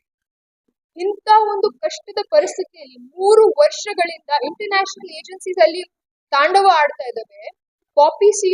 ಪಾಪಿಯನ್ನ ಕಲ್ಟಿವೇಶನ್ ಮಾಡುವಂತಹ ಪರಿಸ್ಥಿತಿಗೆ ನಮ್ಮ ರೈತರು ಬಂದು ಅಲ್ಲಿ ಡ್ರಗ್ ಟ್ರಾಫಿಕಿಂಗ್, ಡ್ರಗ್ ಟ್ರೇಡಿಂಗ್ ನಡೆದಿದೆ. ಅಲ್ಲಿರುವಂತಹ ಜನರು ಬರೀ ಟಾರ್ಚರ್ಸ್ ಅನ್ನ ಹಚ್ಕೊಂಡು ಸಾವಿರಾರರ ಪೈಗಾಮ್ನಲ್ಲಿ ಅಲ್ಲಿ ಪ್ರೊಟೆಸ್ಟ್ ಮಾಡ್ತಾ ಇದ್ದಾರೆ.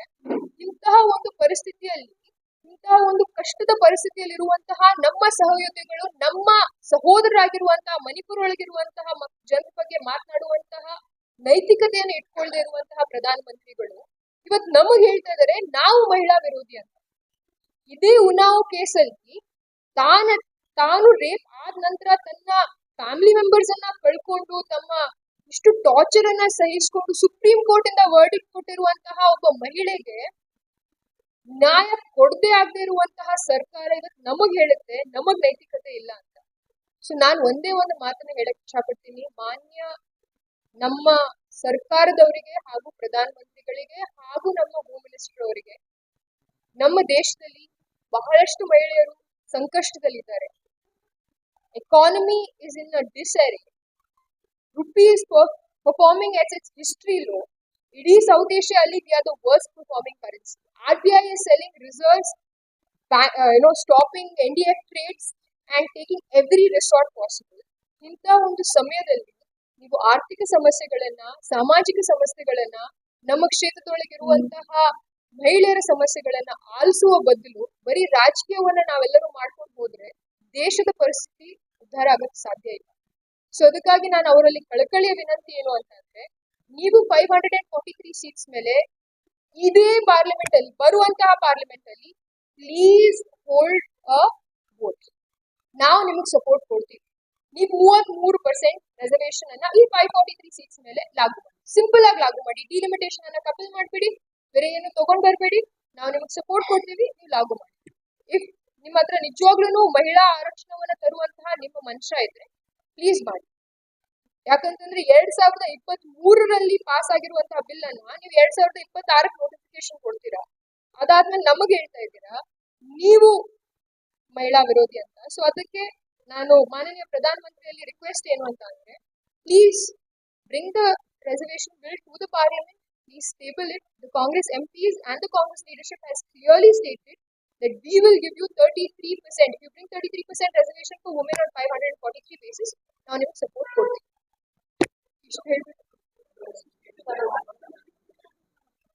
ಸರ್ ನಿಮಗೆ ಪ್ರಶ್ನೆ ಇದ್ರೆ ಕೇಳ್ರಿ ಸರ್. ಏನಾದ್ರು ಪ್ರಶ್ನೆ ಇದ್ರೆ ಯಾರಾದ್ರೂ ಹೇಳ್ತೀವಿ ನಮ್ಮ ಏನಾದ್ರು.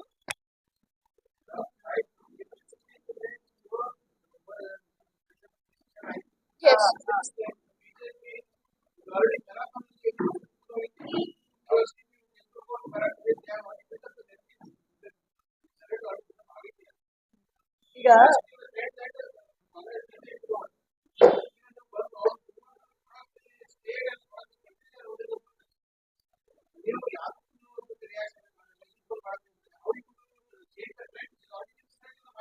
ನೋಡಿ, ಒಂದ್ ಮಾತು ಹೇಳ್ತೀನಿ. ಮೊದ್ಲಿಂದೆ ಪ್ರಧಾನಮಂತ್ರಿ ಅವರು ಬಿಜೆಪಿ ಜನರು ದಿಕ್ಕನ್ನು ತಪ್ಪಿಸ್ತಾ ಬಂದಿದ್ದಾರೆ, ಅದೇ ಮಾಡ್ತಾ ಇದ್ದಾರೆ. ಇವಾಗೂ ಅದೇ ಟ್ರೆಂಡ್ ಅವ್ರು ಸೆಟ್ ಮಾಡಿದ್ದಾರೆ. ಇವಾಗ ಯಾಕೆ ಹೇಳ್ತಾ ಇದ್ದೀರ ಅಂದ್ರೆ ಈ delimitation bill separate woman reservation bill already pass. ಅದ್ರ ಮೇಲೆ ಇದು ಚರ್ಚೆ ಮಾಡುವುದೇ ಬೇಕಾಗಿಲ್ಲ. ಅವರು ಇವಾಗ ಮಾಡ್ಬೇಕಾಗಿದ್ರೆ ಇಲೆಕ್ಷನ್ ಮಧ್ಯದಲ್ಲಿ ಯಾಕೆ ಮಾಡ್ತಿದ್ರು ಅದು ಯೋಚನೆ ಮಾಡ್ಬೇಕಾಗ್ತದೆ. ಇಲೆಕ್ಷನ್ ವೋಟಿಂಗ್ ನಡೆದಿದೆ, ಇನ್ನೂ ಪೆಂಡಿಂಗ್ ಇತ್ತು ನಮ್ಮ ವೆಸ್ಟ್ ಬೆಂಗಾಲ್ ಮತ್ತೆ ತಮಿಳುನಾಡು. ಅದರಲ್ಲಿ ಸ್ಪೆಷಲ್ ಸೆಷನ್ ಇದೆಲ್ಲ ಮಾಡ್ಬೇಕು, ಸರ್ಕಸ್ ಯಾಕೆ ಮಾಡ್ಬೇಕಾಗಿತ್ತು?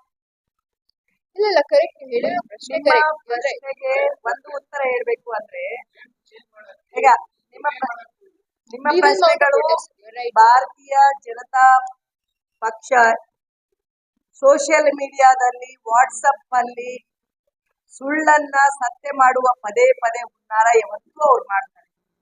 ಇದು ಕೂಡ ರೋಡ್ಗೆ ತಂದು ತಪ್ಪು ಕಲ್ಪನೆ ಮಾಡ್ತಾ ಇದ್ದಾರೆ. ನಮ್ಮದು ರಾಜ್ಯದಲ್ಲಿ ಈಗಾಗಲೇ ಪತ್ರದ ಒಂದ್ ಮೂಲಕ ಪ್ರಧಾನಮಂತ್ರಿಯವರಿಗೂ ನಮ್ಮ ರಾಷ್ಟ್ರೀಯ ಮಹಿಳಾ ಅಧ್ಯಕ್ಷರು ಮಹಿಳಾ ಅಧ್ಯಕ್ಷರು ಹೇಳ್ತಾರೆ, ಎಲ್ಲ ಮಹಿಳೆಯರ ಕಡೆಯಿಂದ ಇಡೀ ದೇಶದಲ್ಲಿ ಮಹಿಳೆಯರಿಗೆಲ್ಲ ಪೋಸ್ಟ್ ಲೆಟರ್ ಒಂದು ಹೋಗುವುದ ಮೂಲಕ ಪ್ರಧಾನಮಂತ್ರಿಯವರಿಗೆ ಕಿವಿಯಲ್ಲಿ ಸಂಯುಕ್ತ ಪಾಟೀಲ್ ಅವರು ಹೇಳಿದಂಗೆ ಎಲ್ಲ ಮಹಿಳೆಯರಿಗೆ ಸೇರಿದೆ 543ರಲ್ಲೇ 33% ಮೀಸಲಾತಿ ಅಂತ ತನ್ನ ನೋಡಿ ಹೆಣ್ಮಕ್ಳು ಹೆಂಗಿದಿವೆ.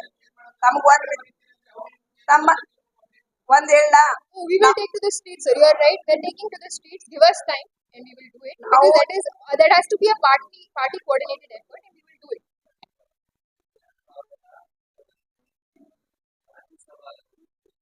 ಹೌದು ಹೌದು ಹೌದು ಸರ್ ಇದನ್ನೇ ಹೇಳ್ತಾ ಇದ್ದೀನಲ್ಲ, ಇದೇ ಪೊಲಿಟಿಕಲ್ ಪಾರ್ಟಿ ಅವಾಗ ನೀವು ಇದನ್ನ ಉತ್ತರ ಕೊಡ್ಬೇಕು ಸರ್.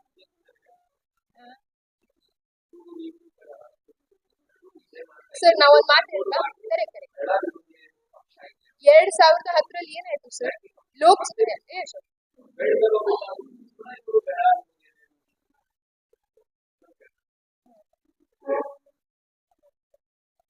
ಸರ್ ನಾನು ಅಲ್ಲೇ ma'am I discount that. So 2010 Rajya Sabha ಅಲ್ಲಿ ಪಾಸ್ ಆಯ್ತು. ಅವಾಗ ಯಾರ ಸರ್ಕಾರ ಇತ್ತು? ನಮ್ಮ ಸರ್ಕಾರ ಅಲ್ಲ, ಕರೆಕ್ಟ್. ಲೋಕಸಭಾ ಅಲ್ಲಿ ಯಾಕೆ ಫೇಲ್ ಆಯ್ತು? Because we don't need a simple majority to pass this bill, we need 2/3 majority to pass this bill. ಇವಾಗ ಈ ಲೋಕಸಭಾ ಯಾಕೆ ಪಾಸ್ ಆಯ್ತು?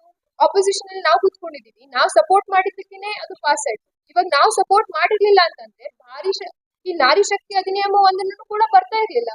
ನಾವು ಸಪೋರ್ಟ್ ಮಾಡಿದ್ದಕ್ಕೇನೆ ಇಲ್ಲಿ 2/3 ಮೆಜಾರಿಟಿ ಅವ್ರಿಗೆ ಸಿಕ್ಕಿದ್ದು. ಸೊ ಆ ಟೈಮಲ್ಲಿ ಯಾರು ನಮಗ್ ಸಪೋರ್ಟ್ ಮಾಡಿಲ್ಲ ಹಂಗಂದ್ರೆ ಲೋಕಸಭಾ ನಾವು ಪಾಸ್ ಮಾಡ್ಬೇಕಾಗಿದ್ರೆ ನಮಗ್ 2/3 ಮೆಜಾರಿಟಿ ಬೇಕಾಗಿತ್ತಲ್ಲ. ಸೊ ಯಾರ್ ಸಪೋರ್ಟ್ ಬೇಕಾಗಿತ್ತು ನಮ್ಗೆ ಪಾಸ್ ಮಾಡಕ್ಕೆ? ಬಿಜೆಪಿ ಅವರು. Why did the bill lapse in the parliament? ಅದು ಲ್ಯಾಪ್ಸ್ ಆಯ್ತು by the way. Lok Sabha lapse ಆಗಿರೋದಕ್ಕೇನೆ ಅದು ಪಾಸ್ ಆಗ್ಲಿಲ್ಲ. ಯಾಕೆ ಲ್ಯಾಪ್ಸ್ ಆಯ್ತು ಅಂತ ಅಂದ್ರೆ ಪೊಲಿಟಿಕಲ್ ಕನ್ಸೆನ್ಸಸ್ ಅನ್ನ ಅವತ್ತಿರುವಂತಹ ಬಿಜೆಪಿ ಪಕ್ಷದವರು ತಮ್ಮ ಬೆಳೆ ಬಯಸ್ಕೊಳ್ಳೋದಕ್ಕೆ ಪಾಸ್ ಮಾಡಿಲ್ಲ ಪಾರ್ಲಿಮೆಂಟ್. ಇವತ್ತು ನಮ್ಮನ್ನ ಬ್ಲೇಮ್ ಮಾಡ್ತಾ ಇದ್ದಾರೆ. ಅದಕ್ಕೆ ಮಾನ್ಯ ಪ್ರಿಯಾಂಕಾ ಗಾಂಧೀಜಿ ಅವರು ಒಂದು ಮಾತು ಹೇಳಿದ್ದಾರೆ ಅವ್ರ ಭಾಷಣದಲ್ಲಿ. ಅವರು ಅಲ್ಲೇ ಸದನದಲ್ಲೇ ಒಂದು ಮಾತು ಹೇಳಿದ್ದಾರೆ. ಪ್ರತಿ ಸಲ ಅಮಿತ್ ಶಾ ಅವರು ಮಾನ್ಯ ಹೋಮ್ ಮಿನಿಸ್ಟರ್ ಅವರು ಒಂದು ಮಾತು ಹೇಳಿದ್ರು, ಹರ್ ಬಾರ್ ये विधेयक लाने के टाइम पे वो पार्टी ये पार्टी उसको अपोजिट किया ಅಂತ ಹೇಳಿದ್ರು. 1996ರಿಂದ 2014ರವರೆಗೂ ಹಲವಾರು ಬಾರಿ ನೀವು ಹೇಳ್ದಂಗೆ 2010 ಬಂದಾಗ ಓ ಪಾರ್ಟಿ ಎ ಪಾರ್ಟಿಯಲ್ಲಿ ಯಾರು ಸಿಗ್ತಿದ್ರು ಅವಾಗ ಎಲ್ಲ ವಿರೋಧ ಮಾಡಿದ್ದು ಇದೇ ಬಿಜೆಪಿ ಪಕ್ಷ.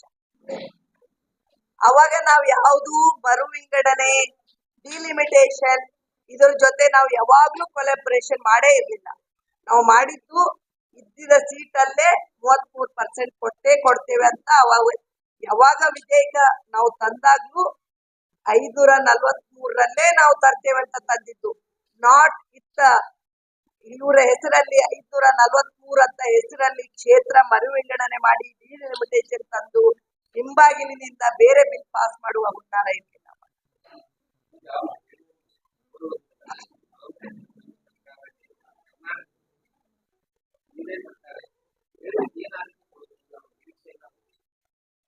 ಕರ್ನಾಟಕದಲ್ಲಿ ಇನ್ನೂ ಎಷ್ಟು ಆದ್ಯತೆ ಕೊಡ್ಬೇಕು ಸರ್ ಪ್ರತಿಯೊಬ್ಬ ಮಹಿಳೆಗೆ? Sir, who has passed the 33% reservation bill? 73rd and 74th Amendment Act was passed in Rajiv Gandhi government. ನಾವು 33% ಆರಕ್ಷಣವನ್ನ ಇಡೀ ಭಾರತ ದೇಶ ತುಂಬಾ ಎಲ್ಲಾ ಪಂಚಾಯತಿಯಲ್ಲಿ ಕೊಟ್ಟಿರುವಂತಹ ಸರ್ಕಾರ ಯಾರು? ಅದು ನಮ್ದೇ ಸರ್ಕಾರ. ಅವತ್ತೂ ಕೂಡ ನಾವು ಡಿಲಿಮಿಟೇಷನ್ ಅದು ಇದು ಅಂತ ಅದನ್ನ ಕಾಂಪ್ಲಿಕೇಟ್ ಮಾಡಬಹುದಾಗಿತ್ತು. ಆದ್ರೆ ಮಾನನೀಯ ರಾಜೀವ್ ಗಾಂಧಿ ಅವರು ಅದನ್ನ ಮಾಡಲಿಲ್ಲ. 72ನೇ 73ನೇ ಅಮೆಂಡ್ಮೆಂಟ್ ಏನು ಪಾರ್ಲಿಮೆಂಟ್ ಅಲ್ಲಿ ಕಾನ್ಸ್ಟಿಟ್ಯೂಷನ್ ಅಲ್ಲಿ ತಂದಿರುವಂತಹ ಅಮೆಂಡ್ಮೆಂಟ್ ಏನಿದೆಯಲ್ಲ, that is what gives reservation to women in local panchayats. ನಿಮ್ಮ ಮಾತಿಗೆ ಒಂದು ಉತ್ತರ, ಕರೆಕ್ಟ್ ಉತ್ತರ. ಮುಂದಿನ ದಿನಮಾನದಲ್ಲಿ ನೀವು ಕೇಳಿದ್ದು, ನೀವು ಸ್ಟ್ಯಾಟಿಸ್ಟಿಕ್ಸ್ ನೋಡಿ. ನಾನು ಒಂದು ಮಾತು ಹೇಳಿದೆ, ಪ್ರಿಯಾಂಕಾ ಗಾಂಧೀಜಿ ಅವರು ಲಡ್ಕಿ ಹೂ ಲಡ್ಸಕ್ಕಿ ಹೂ ಅಂತ ಹೇಳಿ ಮಹಿಳೆಯರಿಗೆ ಹೆಚ್ಚಿನ ಜಾಸ್ತಿ ಟಿಕೆಟ್ ಸೀಟ್ ಕೊಟ್ಟಿದ್ರು. ನೀವು ಇತಿಹಾಸ ನೋಡಿದ್ರೆ ಈ ಮೀಸಲಾತಿ ಮಾಡದೆ ನಾವು ಹೆಣ್ಮಕ್ಳಿಗೆ ನಮ್ಮ ಪಕ್ಷದಲ್ಲಿ ಕೊಡ್ತಾ ಇದ್ದಾರೆ. ಆದ್ರೆ ನೀವು ಸ್ಟ್ಯಾಟಿಸ್ಟಿಕ್, ನಾನು ನಿಜವಾಗಿ ಹೇಳ್ತೀನಿ, ಸ್ಟ್ಯಾಟಿಸ್ಟಿಕ್ ನೋಡಿದ್ರೆ ಒಂದು ಪುರುಷನ ಸಮಾನ ಒಂದು ಮಹಿಳೆಯರಿಗೆ ನಿಲ್ಲಿಸಿದ್ರೆ ಹೆಚ್ಚಿನ ಸಂಖ್ಯೆಯಲ್ಲಿ ರಿಸಲ್ಟ್ ಏನಾಗಿದ್ದಾವೆ ನೋಡಿ. ಅದಕ್ಕೆ ನಾವು ಹೇಳೋದು, ನಮಗೆ ಮೀಸಲಾತಿ ಕೊಡಿ, ನಾವು ಮಹಿಳೆಯರ ಜೊತೆನೆ ನಾವು ಫೈಟ್ ಮಾಡ್ತೇವೆ. ನಮ್ಮ ರೆಪ್ರೆಸೆಂಟೇಷನ್ ಪಾರ್ಲಿಮೆಂಟ್ ಅಲ್ಲಿ 14% ಇದೆ.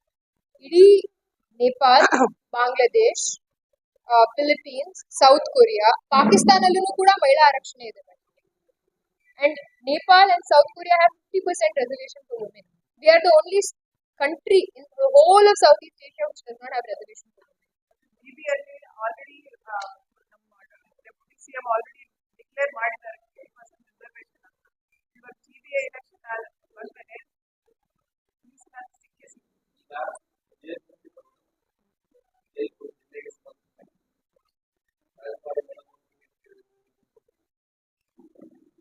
ಮೇಡಮ್ ಅವರನ್ನು ಟಿಕೆಟ್ ಕೇಳ್ಯಾರ, ಅವ್ರಿಗೂ ಕೊಡ್ಲಿಲ್ಲ. MP ಟಿಕೆಟ್ ಅವರು ಕೇಳ್ಯಾರ.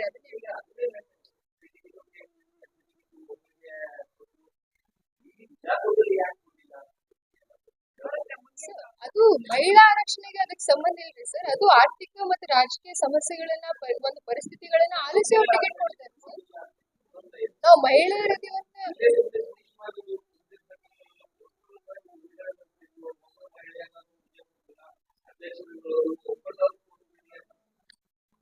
ಸರ್ ಆಯ್ತು, ನಾವು ಅಲ್ಲಿ ಬರ್ಬೇಕನ್ನುವಂತಹ ಪ್ರಾಮಾಣಿಕ ಪ್ರಯತ್ನ ಮಾಡಿ ನಿಮ್ಮಂತವ್ರು ಸಪೋರ್ಟ್ ಮಾಡ್ಬೇಕು. ಈಗ ನಮ್ಗೆ ಅಲ್ಲಿ ಬರ್ಬೇಕು ಅಂದ್ರೆ ನೀವು ಸಪೋರ್ಟ್ ಮಾಡ್ಬೇಕು.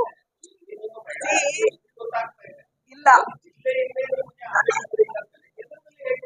ಜಿಲ್ಲೆಯಲ್ಲಿ ಆದ್ಯತೆ ಇಲ್ಲದೆ ಇದ್ರೆ ಜಿಲ್ಲೆಯಲ್ಲಿರುವ ಒಂದು ಹೆಣ್ಮಗಳನ್ನ ಒಂದು ಟಿಕೆಟ್ ಕೊಡ್ತಿರ್ಲಿಲ್ಲ. ಜಿಲ್ಲೆಯಲ್ಲಿರುವ ಹೆಣ್ಮಗಳನ್ನ ಒಂದು ಈ ಜಿಲ್ಲೆಯಲ್ಲಿ ಚೇರ್ಮನ್ ಅಧ್ಯಕ್ಷರು ಮಾಡ್ತಿರ್ಲಿಲ್ಲ. ನೀವು ನೋಡಿ, ಬೇರೆ ಪಕ್ಷದಲ್ಲಿ number of women seats compare to the other party Congress ಅಲ್ಲಿ ಹೆಚ್ಚಿಗೆ ಕೊಟ್ಟಿದ್ದಾರೆ. ನೀವು ಅಧ್ಯಕ್ಷರುಗಳು ಸರ್ಕಾರ ಬಂದಾಗ ಅಧ್ಯಕ್ಷರುಗಳ ಪರ್ಸೆಂಟೇಜ್ ನೋಡಿ, ಬಿಜೆಪಿಗಿಂತ ಕಾಂಗ್ರೆಸ್ ಅಲ್ಲಿ ಹೆಚ್ಚಿಗೆ ಜಾಸ್ತಿ. ಅದೇ ಪಕ್ಷದ ಹೆಣ್ಮಕ್ಳು ಬಂದು ಹೇಳ್ತಾರೆ ನಮ್ಮ ಹತ್ರ, ಅಯ್ಯೋ ನಿಮ್ಮ ಪಕ್ಷದಲ್ಲಿ ಸ್ಥಾನಮಾನ ಆದ್ರೂ ಕೊಡ್ತಾರೆ, ನಿಮ್ಮ ಪಕ್ಷದಲ್ಲಿ ಮಹಿಳೆಯರಿಗೆ ಒಂದು ಆದ್ಯತೆ ಕೊಡ್ತಾರೆ, ನಿಮ್ಮ ಪಕ್ಷದಲ್ಲಿ ಟಿಕೆಟ್ ಕೊಡ್ದಿದ್ರು ಒಂದ್ ಏನಾದ್ರೂ ಸ್ಥಾನಮಾನ ಕೊಡ್ತಾರೆ ಅಂತ ಅದೇ ಪಕ್ಷದ ಹೆಣ್ಮಕ್ಳು ಬಂದು ಹೇಳ್ತಾರೆ ನಮ್ಮ ಹತ್ರ. ನಾನು ಅದನ್ನೇ ಹೇಳಿದ್ದು, 2024ರಲ್ಲಿ ಎಷ್ಟು ಜನ ಹೆಣ್ಮಕ್ಳಿಗೆ ಟಿಕೆಟ್ ಕೊಟ್ಟಿದ್ದು? ತುಂಬಾ ಜನ ಕೊಟ್ಟಿದ್ದಾರೆ ನಮ್ಮ ಪಕ್ಷದಲ್ಲಿ.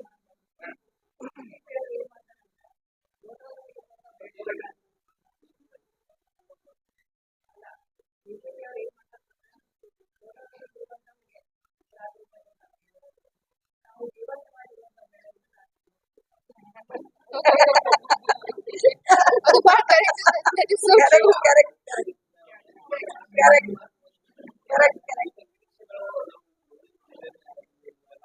ನೀವೆಲ್ಲ ಸಪೋರ್ಟ್ ಮಾಡ್ಬೇಕು. ಆಫ್ಲೈನ್ ಎಲ್ಲರೂ ಟಿಕೆಟ್ ಕೇಳಕಂದ್ರೆ ನಮ್ಗೆ ಸಪೋರ್ಟ್ ನಾವು ಮಾಡ್ತಿರಲಿಲ್ಲ.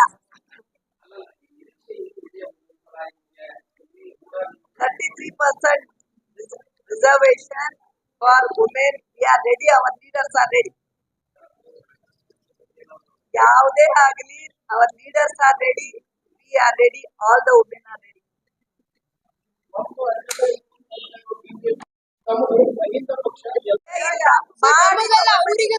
ನಾವು ಭಯ ಮಾಡಿಲ್ಲ, ನಾವು ಅದನ್ನೇ ಹೇಳ್ತಾ ಇದೀವಿ. ಜನಸಂಖ್ಯೆ ಆಧಾರದ ಮೇಲೆ, ಜಾತಿ ಗಣತೆ ಆಧಾರದ ಮೇಲೆ ತಗೊಂಡ್ ಬನ್ನಿ, ಅದನ್ನ ಮಾಡಿ. ಆದ್ರೆ ಅದಕ್ಕೂ ಇದಕ್ಕೂ ಲಿಂಕ್ ಸರ್ ಮಾಡಬೇಡಿ. ಒಂದ್ ನಿಮಿಷ. ಓಕೆ ಓಕೆ, ನನ್ ನಿಮ್ಗೊಂದು ಪ್ರಶ್ನೆ. ನಿಮ್ ಪ್ರಶ್ನೆ ಏನದರಿ ಸರ್? ಇಲ್ಲ, ಡಿಲಿಮಿಟೇಷನ್ ಮೇಲೆ ತಂದ್ರೆ ಏನ್ ಸಮಸ್ಯೆ ಅದು? ಈ ಡಿಲಿಮಿಟೇಷನ್ ತರಬಾರ್ದು ಅನ್ನೋರು ಯಾರು ಯಾರದು? ಸರ್? ಒಂದ್ ನಿಮಿಷ, ಯಾರು ಯಾರು ವಿರೋಧ ಮಾಡ. ಒಂದ್ ನಿಮಿಷ.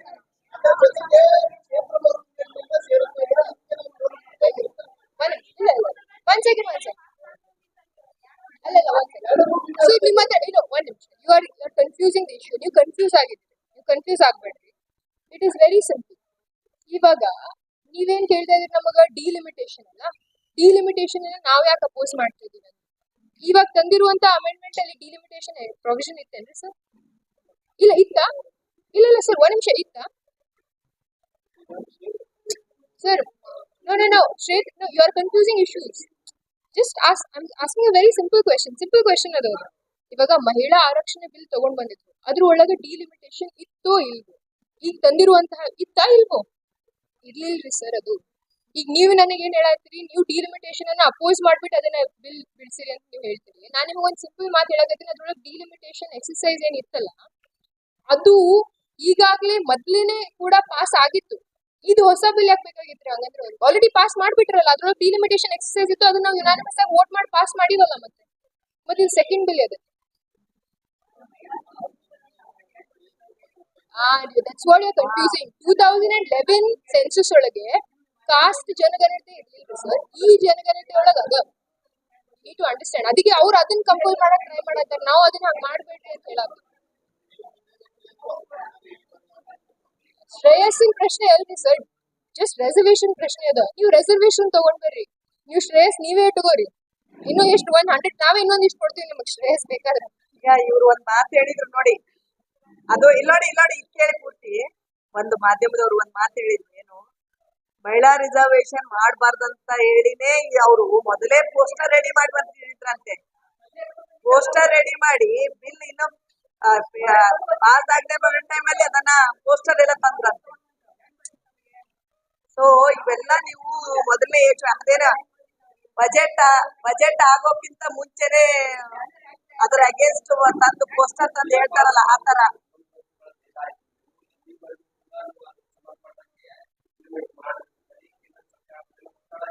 ಸರ್ ಕಂಟಿನ್ಯೂಸ್ಲಿ 2020 ಸರ್ ಅವರೇ ಇಡೀ ಭಾರತ ದೇಶಕ್ಕೆ ಅಡ್ರೆಸ್ ಮಾಡಿದಾರಲ್ಲ, ಮತ್ತೆ ಅದು ಯಾಕೆ? और ज्यादा खबरों से जुड़ने के लिए हमारे इस चैनल को लाइक करें, सब्सक्राइब करें और बेल आइकॉन दबाना ना भूलें।